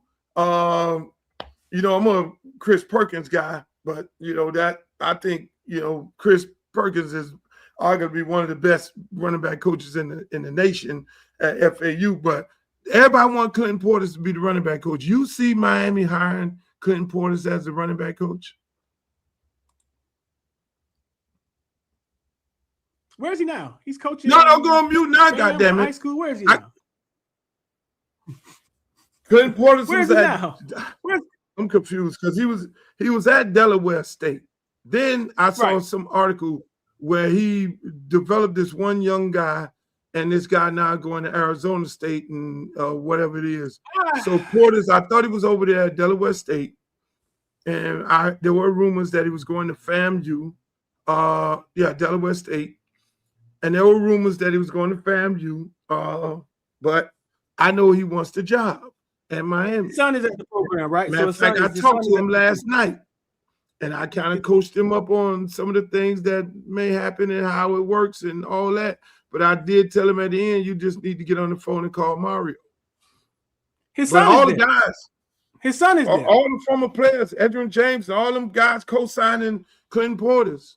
His son is there. His son is there. He's been there. He was there on a lot of the recruiting parties and stuff like that. So he's been close to the program. I mean, but if you look at Mario's track record, man, as many times where we've yelled, former Kane wants the OC, Clint Dorsey, and that doesn't seem like that's how he does business. No, yeah. Period. Yeah, you got That doesn't seem like Dorsett. that's what he jumped to. I know plenty of Canes have told me they went down there just to want to help out, be around, and Lamar it's not like Thomas. that's not something Yeah. he jumped at. Now he has a lot of pressure off his back. Now he went to the national championship. Yeah, He can do seems what like a wanna do. happier guy. He seems like happier. He seems more laid back. Maybe Yeah, it he may got the change. monkey off his chest. But Maybe it the may question be you dodging the question. So do you think he's gonna give Portis opportunity to coach? I know he probably give him an interview that'll cool off some of the former Canes, but I don't think they really give a shit about it. Just like you say, Mario can do what he want to do. No, I got haven't seen him Portis. doing business. So I'm gonna Or say when no. people- I haven't seen him doing business that way. So I'll say no from his perspective. Do I want Clinton Portis down there coaching? Hell yeah. Whoever the coach come in, I'm not gonna know him. I'm saying. Somebody says 3 former players on the staff. Coaching? No. Those no. Kevin Beard, Two former- Damian Lewis, Kevin Beard, Damian Lewis. Who's That's the third it. one? The other guys in the back room, they drive golf carts. That's a villain. That's a villain down there talking trash too, huh? That's Yeah. Damian Lewis, Kevin Beard, and Mario. Mario don't count. Mario don't fucking count. Mario's the head fucking man. And Sit Chris your Young, ass down, Chris Young, villain. Chris Young know better. He know the conversations we've had. As many ex-Canes we've had that wanted to come help and be coaches down there, and Chris Young, you know better, dog. Yeah, because Mario is a former Cane, though. but in all fairness, he did have Duke Johnson down there, right? He was for a second. Duke Johnson was living too far. Roland Smith. Roland Smith drive golf carts. Oh shit! No. Time to end Roland the show. Smith drive golf carts. what you mean he drive golf cart? You a coach? Roland, no, he don't coach nothing. He picks up the players and drive them around campus. That's what Okay. Roland Smith drive golf carts, and the other guy, what his name? What's my other friend? I like him. I like Roland Smith. The other one, he drive golf carts too. They work in the same office. Rump. Rump. Yeah. Oh, Rump Rump. is on the staff. Rump drive golf carts too. So they don't Roland coach. Smith and Rump drive golf carts. They don't coach nothing and nobody. They don't teach anybody about backpedaling. They don't teach about getting in and out your breaks. They don't do none of that shit. No, they drive golf carts. They pick the guys up and they get to pick up their rental car. They go get the rental car and pick people up at the airport. They get paid good money to do it though, don't they? They get paid good money. Yeah. I ain't never seen Roland Smith smile so much when he was at Central. And every time I see that motherfucker, like, Street, what's up? He happy than a motherfucker. Yeah. He got a sweetheart of a job. He get to fly on big jumbo jets and ride all over the country. I told Smith the other day when I saw him, I said, Smith, you getting a little too heavy. You better lose some motherfucking weight because you eating too good. But I'm just saying, man. But you still dodged the question Oh, I answered it. about Portis. No, You didn't answer answered that it. question. I answered it. I don't. Mario don't do business like I haven't seen him do business like that. So I'll say no. He won't hire him. Now you know how this works, Luke. As fast as I say he won't hire him. Breaking news: Clinton Portis is hired the Miami Hurricane. That's Hey, the fastest way. That's why they asked me to tweet something about in support of Clinton Portis. That's the fastest way you don't get hired. That's why people talk that shit about, oh, Luke going in on Beard. I say Beard ass. Beard will not get fired because I went hard on Beard, and it would be looking like I'm running the program if Mario was the fire Beard. If Yeah, Mario right. fired Beard right now, they'd be like, man, Mario fired that motherfucker. Luke went in on him, and then it looks like I'm running the program. You're right. Mario don't operate like that. If I get on there and say, hey, Mario, hire this guy. He's the best thing since sliced bread. Even the University of Miami. I told the University of Miami, don't hire Manny Diaz. Hire Lane Kiffin. Y'all see how that shit ended up. God, You see how that shit ended up, Streeter. oh my God. Hey, You finna those open a whole motherfuckers went to nother can of total. worms. Hold on, and it got better. When I told University of Miami to hire fucking Lane Kiffin, when they hired Manny Diaz and they bought this motherfucker out of a contract and goddamn Tulane. No, not Tulane, but Temple. The man had signed his contract at Temple. I called the athletic director myself and say, hire Lane. Lane will walk down there. He don't even want no fucking money. He getting money from USC and every motherfucking body else. The Raiders and all them. He just wants the fucking job. And the AD was like, Luke, man, look at these boosters and shit. I said, okay, give me 5 minutes. I said, Lane, they talking about this booster shit. Then Lane said, okay, I got one thing for you. Hey, he had the booster call me, a billionaire, a fucking billionaire. Say, Luke, whatever them motherfuckers putting into University of Miami, I will double that motherfucking shit because I believe in Lane. God damn it. I was like, oh shit. So I called up the fucking AD and said, AD, I got booster right here. So whatever boosters got a problem, so we're going to eliminate that problem right there. There's no reason why you can't fucking hire Lane. He got boosters that going to come in with double the money, and he still didn't hire him. Fail. He didn't hire him. You know what happened? Next, Streeter, the fucking AD calls me back. Hey, you think I can talk to that booster? He can still be a part of the program. Man, fuck you. That's how that shit went down. Hey, Chris like, Bradford you said, really Chris gonna go Bradford and said, hire, you really gonna get Mario Manny? You gonna get Manny? You gonna pay $20 million to get Manny and his defense coordinator from Temple, and you got this motherfucker down here? And now what happened? So I know talent. I know talent, people. Chris Bradford said, Blake Beard ain't James going did nowhere. that. Yes, he did. I know talent. Only person that did listen to me when I said hire him was Mark Richt. Because I did get on the phone and call Mark Richt when he got fired. And I said, you need to give us 2 years. I know you want to go lay it down. I still got the texts on my phone. You want to go lay it down? I said, man, go get Mark Richt. Blake James did it. I said, he's going to bring the program to where it needs to be at, but he ain't going to be here alone, Mark Richt. They cut the deal. I was surprised as fuck because they never listened to nothing. And then when I told, but Blake James' hands was tied because the same booster went to the head person of the fucking shit. It was a lady. He went to her house and said, I'm coming here with all the money. And she was like, oh, it's beyond me. It's a lot of other people in the I ain't gonna get too deep. So I'm not gonna put Y'all want it to see Luke? totally on Blake Y'all James. want to see Luke losing shit, right? Y'all to see Luke losing shit. Chris Bradford said Beard ain't going nowhere unless he takes another job. His position room consistently producing. The only box left unchecked is draft picks. Luke, I gotta get off here. I ain't got enough time to be on here. Luke, I saw somebody say this on their Y'all keep, own I'm not YouTube. trying to talk about Beard. Why y'all keep And Luke jumped into people come. Luke, I saw you do something in somebody's comment section I have never fucking seen in my life. Dog, you put the entire this man put the entire college football wide receiver who's been drafted where, and this dude come and say it was like you was the only one in the conversation. I'm like, Luke got way too much time on his hands, man. Like you gotta find something dog to do. It only takes me 5 minutes. You the one turn me on to Chat GPT.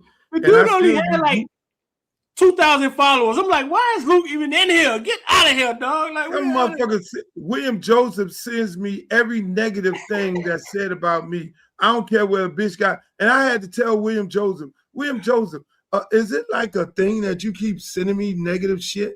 When you gonna balance this shit off and send me some positive shit? It's like You send me every negative thing that a motherfucker got to say about me. A nigga who got 2,000 followers. He's a nothing to nobody. But then I'm got minding my own business late at night, and I go and look at the shit, and I say, okay, let me look at this shit. And then I go and look at it. I ain't got nothing to do.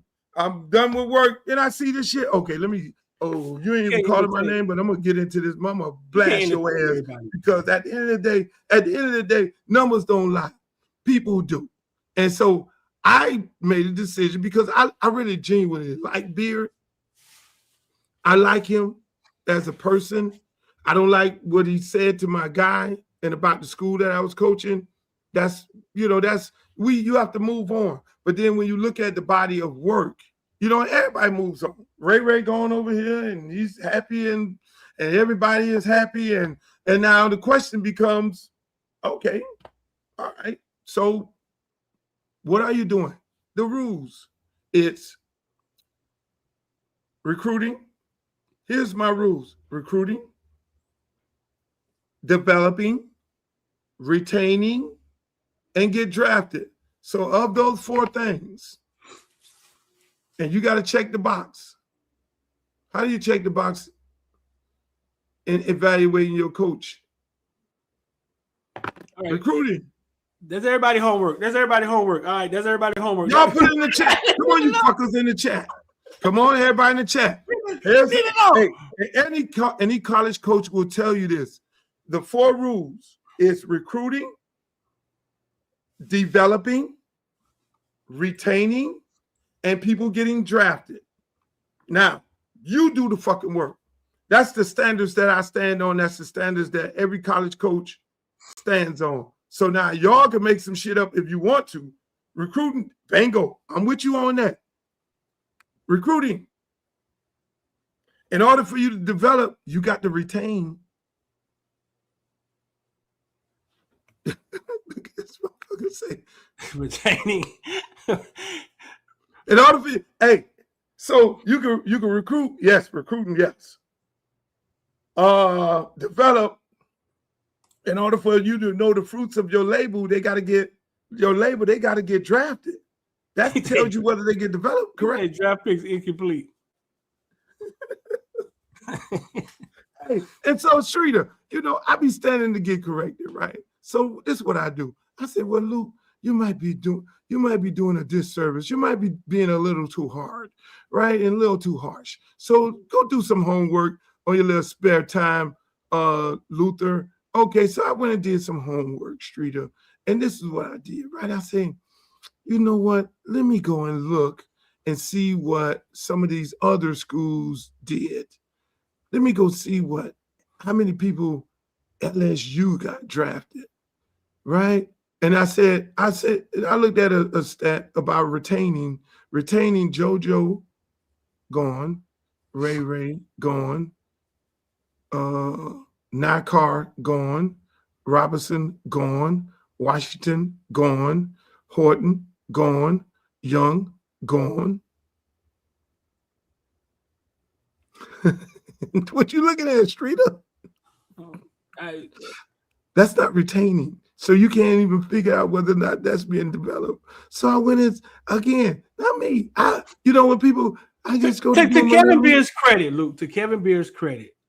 Who the fuck is bringing in these transfer portals? Because Kevin Beard is not going to get these transfer portal guys. So he's recruiting guys. Then somebody else, the transfer portal recruiter, whose job is to retain these people? Whose job is to develop them? Him, right? If you develop a guy, you retain him, right?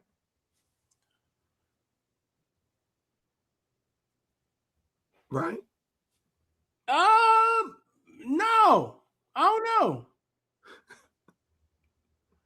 know. If you was at the house and you hired a pool guy, right? Okay, and your wife keep hiring other pool guys for other days, right? If you come up with a good one with this, they're gonna hire you in the White House. It's still your job to retain your pool guy, but your wife is hiring other pool guys for Thursday and Wednesday. So it's your fault when your pool guy leaves? So this what I went and Talk to did me. this also. Streeter, I went and did this also. So, because I want to be fair to everybody. And I just stopped. When I started digging and digging, I really just stopped. And see you dragging me down this rabbit hole again. So I said, Luke, you may be being unfair. In the last 4 years, go get Georgia, LSU. I'm giving y'all some more homework in the chat. Georgia, LSU, Alabama. So you say, oh, they the criminal of the criminal. All right, let's go get LSU, who ain't won shit, and let's go get USC. And we can go over there to Colorado, who ain't won shit for real, right? And you add them 16, and of the 4 years, how many motherfuckers got drafted? How many motherfuckers they retained? And how many people got drafted? You got fucking LSU, who ain't won dooley squat. Them 5-2 coaches got at one year, 2 motherfuckers drafted in the first round. Yeah. Every year consistently. You got goddamn Georgia, Alabama, first round, second round, and all kind of shit. You got fucking USC, sorry ass, who ain't been nowhere near the money. Every year they got a motherfucker drafted. Maybe 1 year they miss. Alabama, SEC ain't won the motherfucking national championship in 3 years. I'm just saying. So you have things going on. Those guys would be, and hold on, no,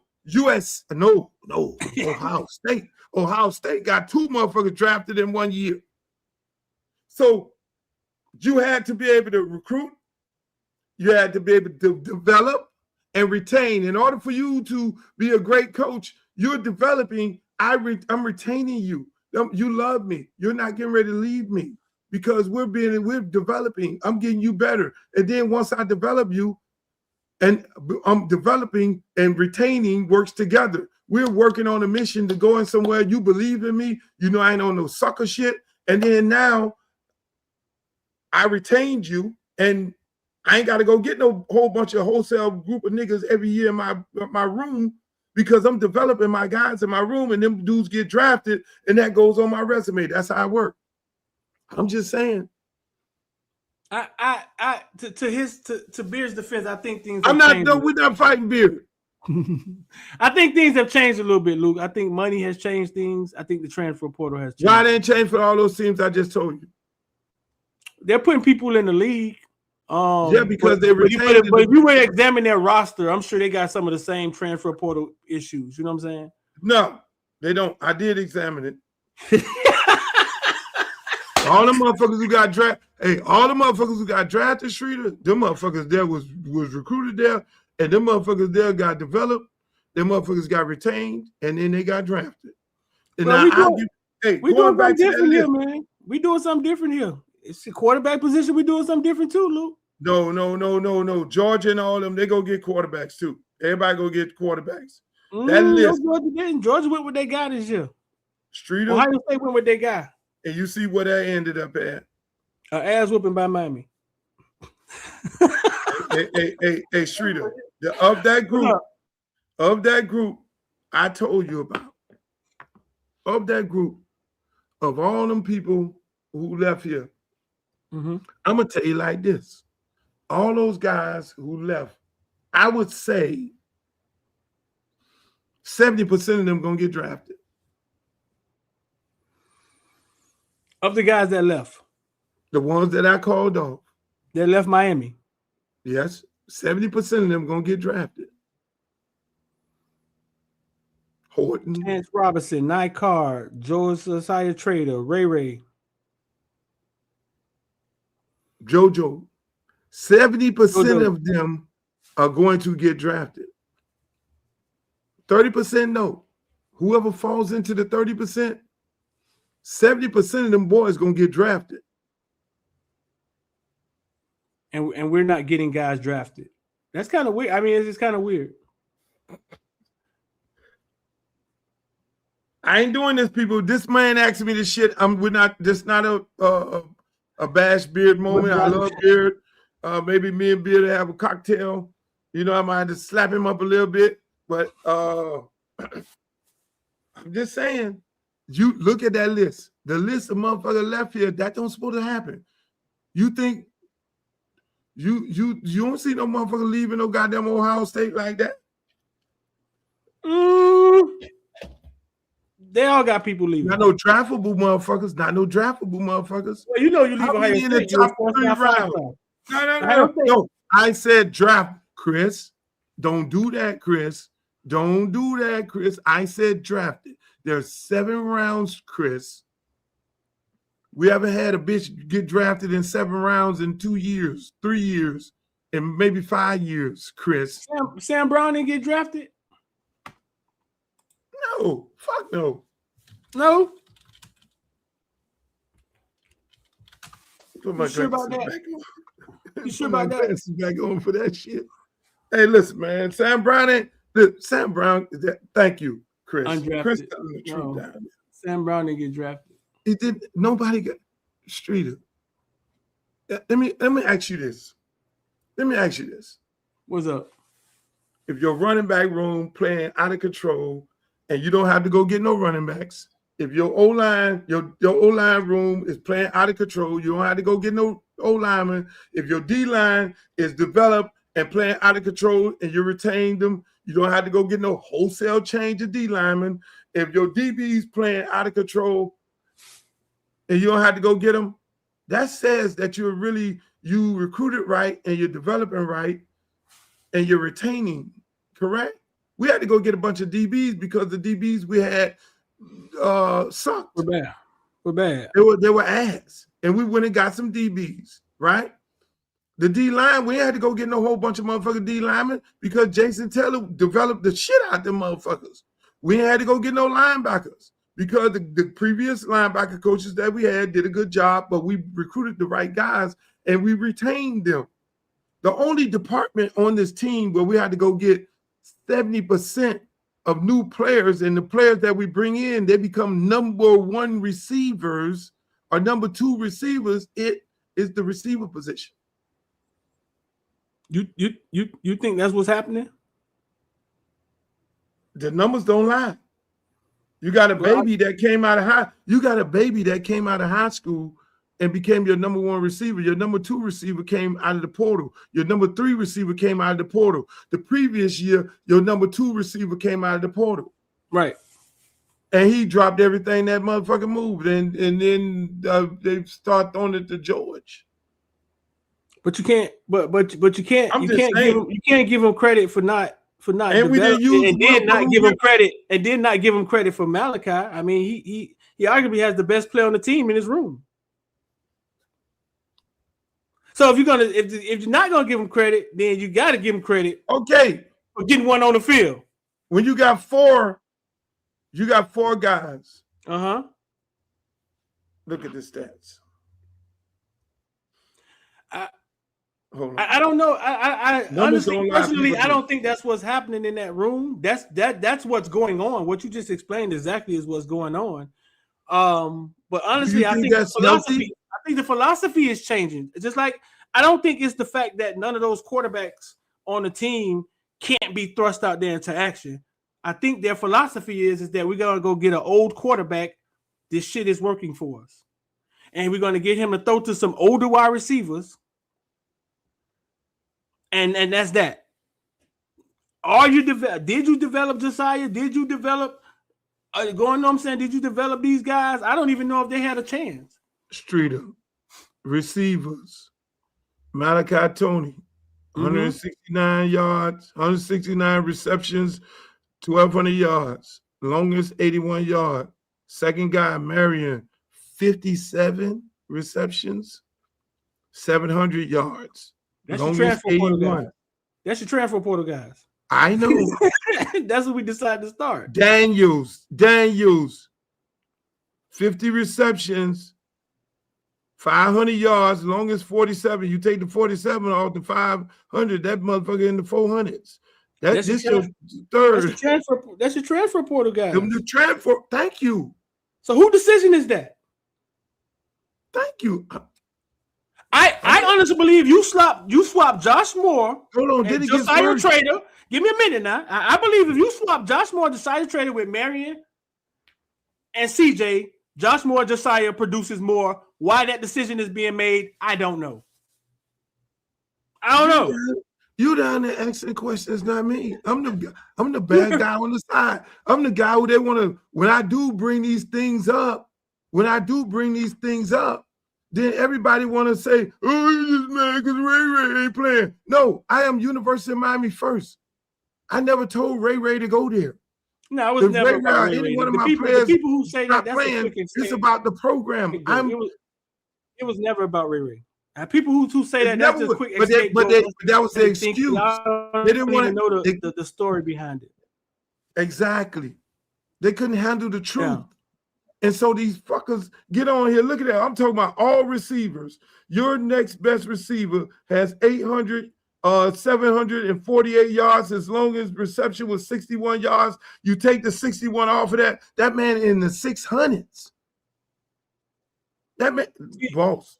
Trader only got 13 fucking catches.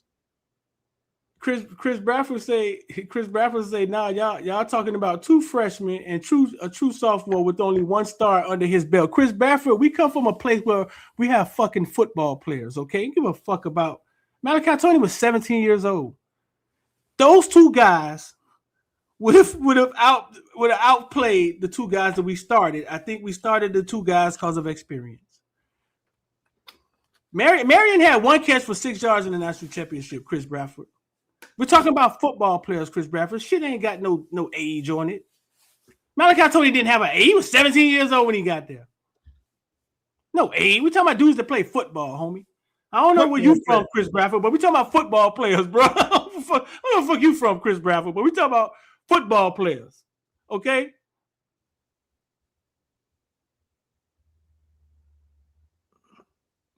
We can keep going back and forth on this, Luke. It's a good back and forth, man. Listen, I need to get the Hooters, bro.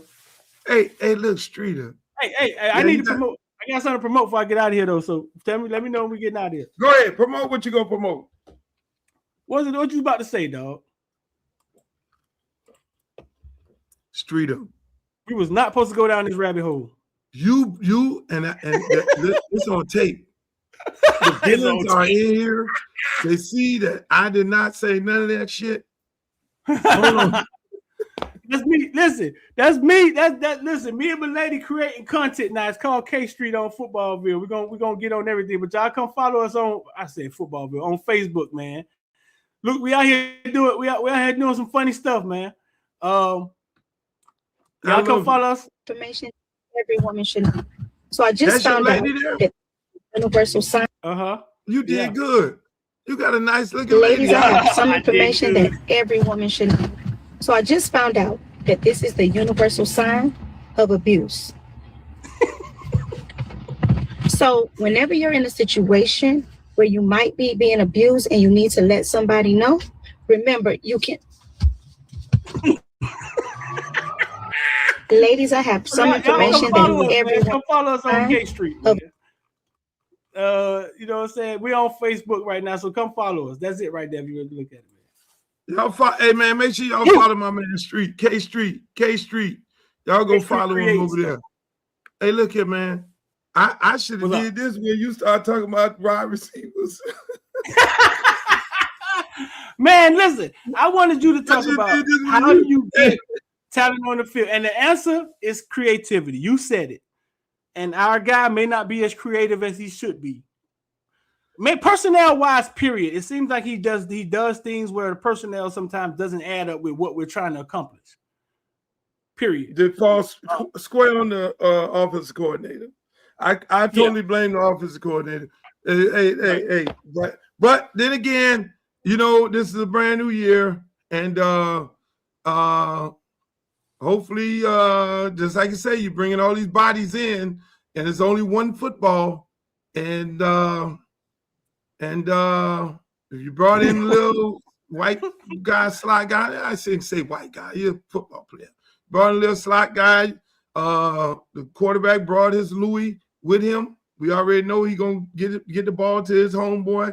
He is not gonna lead the game. his homeboy ain't gonna be in no national championship game and get 6 yards. That ain't fucking happening. That's Listen, gonna y'all, I'm be telling y'all, and I heard he's a dog too. I talked to my people from Cali, man. They say the boy is a dog. They say the only reason he went to Harvard is because he was a scholar. He had every D1 offer in the book. They say he could play. I love it. I fucking love it. But the question is going to be when that ball getting distributed all over the place. It's going to be very interesting. Hey, no, he gonna throw the ball around. Hey. To make one thing about them receivers, they divas.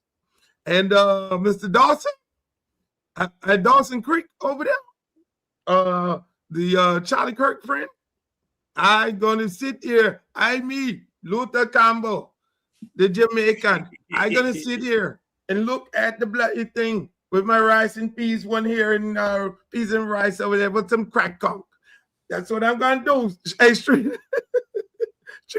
I'm going to the game. I don't coach no high school football no more. I might get into the sports marketing business. Me and you got to talk about that. But I'm just gonna be sitting there chilling. I get to go to games. I'm not gonna be on sideline, but I'm gonna be on some other places. I go to FAMU games.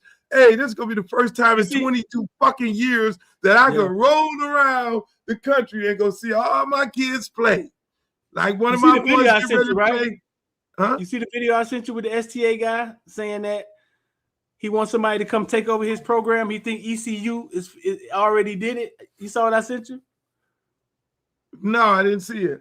Oh, okay. Man, so STA coach, Texas coach says he wants somebody to come take over his program. They can take over the whole program, make content, show everything. They just want to put money in the program. He said, I think ECU has already took my idea with Mr. Beast. Hey, look but that's what we looking for. That's what. Listen, man. Listen. You saw we had the head coach from Florida A&M on here, and we upped his fundraiser 30%. The man over $500,000 in donation. And matter of fact, y'all go donate to FAMU football because that's what we're gonna do. See that's what the fuck I'm on. I'm on that. Give the money to the black colleges so that they can put it in their facilities and their NIL, because we don't have to be second class to nobody. We don't have to be second class to nobody. They need to build facilities in there, and them kids go over there and they have another place that they can go to. That's what it's all about. Hey, but ladies and gentlemen, my man Streeter, he got to go to the chicken place. He always see, I told y'all that. I told y'all in my last podcast, when this fucking Streeter come on here, I'll do a whole nother motherfucking hour with him. It'd be 2 long hours of good content. Good content. We went from Jay-Z to fucking Trump to Trump calling them Obama monkeys to we went everywhere. And the man drugged me down a fucking rabbit hole talking about receivers. I'm gonna edit the Jay-Z video for you so you can air it with the shorts, dog. I'm gonna edit it real fast for you. I think I can edit it. That's some hardcore shit, but please do. Just have the girls coming up with a red face. Thank you, Streeter, for joining me, man. I really appreciate my brother. Y'all go to K Street. Hey, man, make sure y'all go to my man Streeter, all of his social media.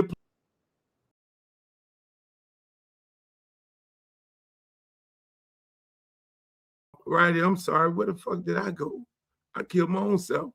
Hey, make sure y'all go over there and y'all check out Streeter at Footballville on all his social media platforms. Keep up with the newest and greatest shit in youth football, University of Miami College, all of it. You can go to his website page, not website, but you go over there to his any one of his social media platforms. You can see the Lil Jeremiah Smith, you can see the Lil JoJo, you can see the Lil Friedman, the Lil Duke Johnsons, and all that stuff to see where these kids came from to what they had, and the Lil goddamn of Fernando Mendez who getting ready to get drafted. So it's a beautiful thing. Thanks to my brother. Hey, I want to thank you guys for being on the show today.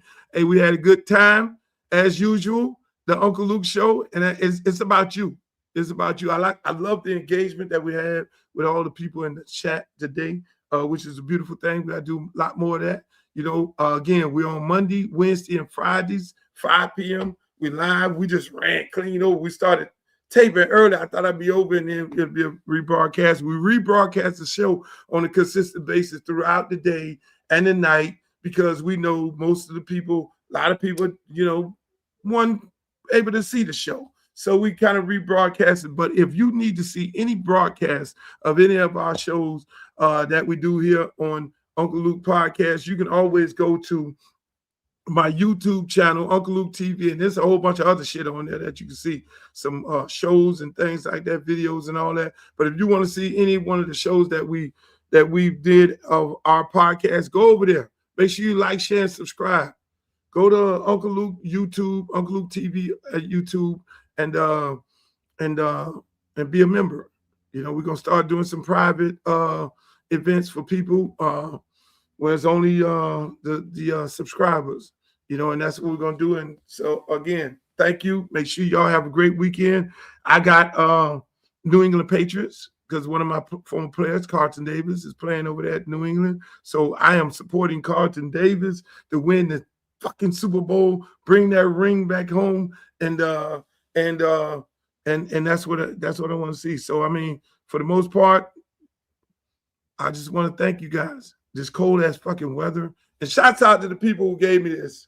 You know, them boys there, they got, you know, good thing going. I'm always showing love to Black organizations. If you got a shirt you want me to wear, hit me in the DM. I'll put your shit on. I'll advertise yourself. That's what it's all about. You ain't got to pay no money. You know, it's all about that. Hey, again, we on Monday, Wednesday, Friday, YouTube, Uncle Luke TV, Facebook, fan page. Make sure y'all go over there and be a member and be a fan over there. My Twitter and Instagram is Uncle Luke Real One, and you can always find me on TikTok. That's Uncle Luke 305. But until the next time, in the words of Walter Cronkite, like I always say, enjoy your weekend and may the good news be yours. Goodbye. Have a nice day. Make the booty go, make the booty go, make the booty go, make the booty go, make the booty go, make the booty go, pop, pop, make the booty go, pop, pop. I need some bad girls. I'm gonna let y'all hear my new song. I need some bad girls. Come on, baby. Come on, right here. You and you. Come on with that, your fine ass.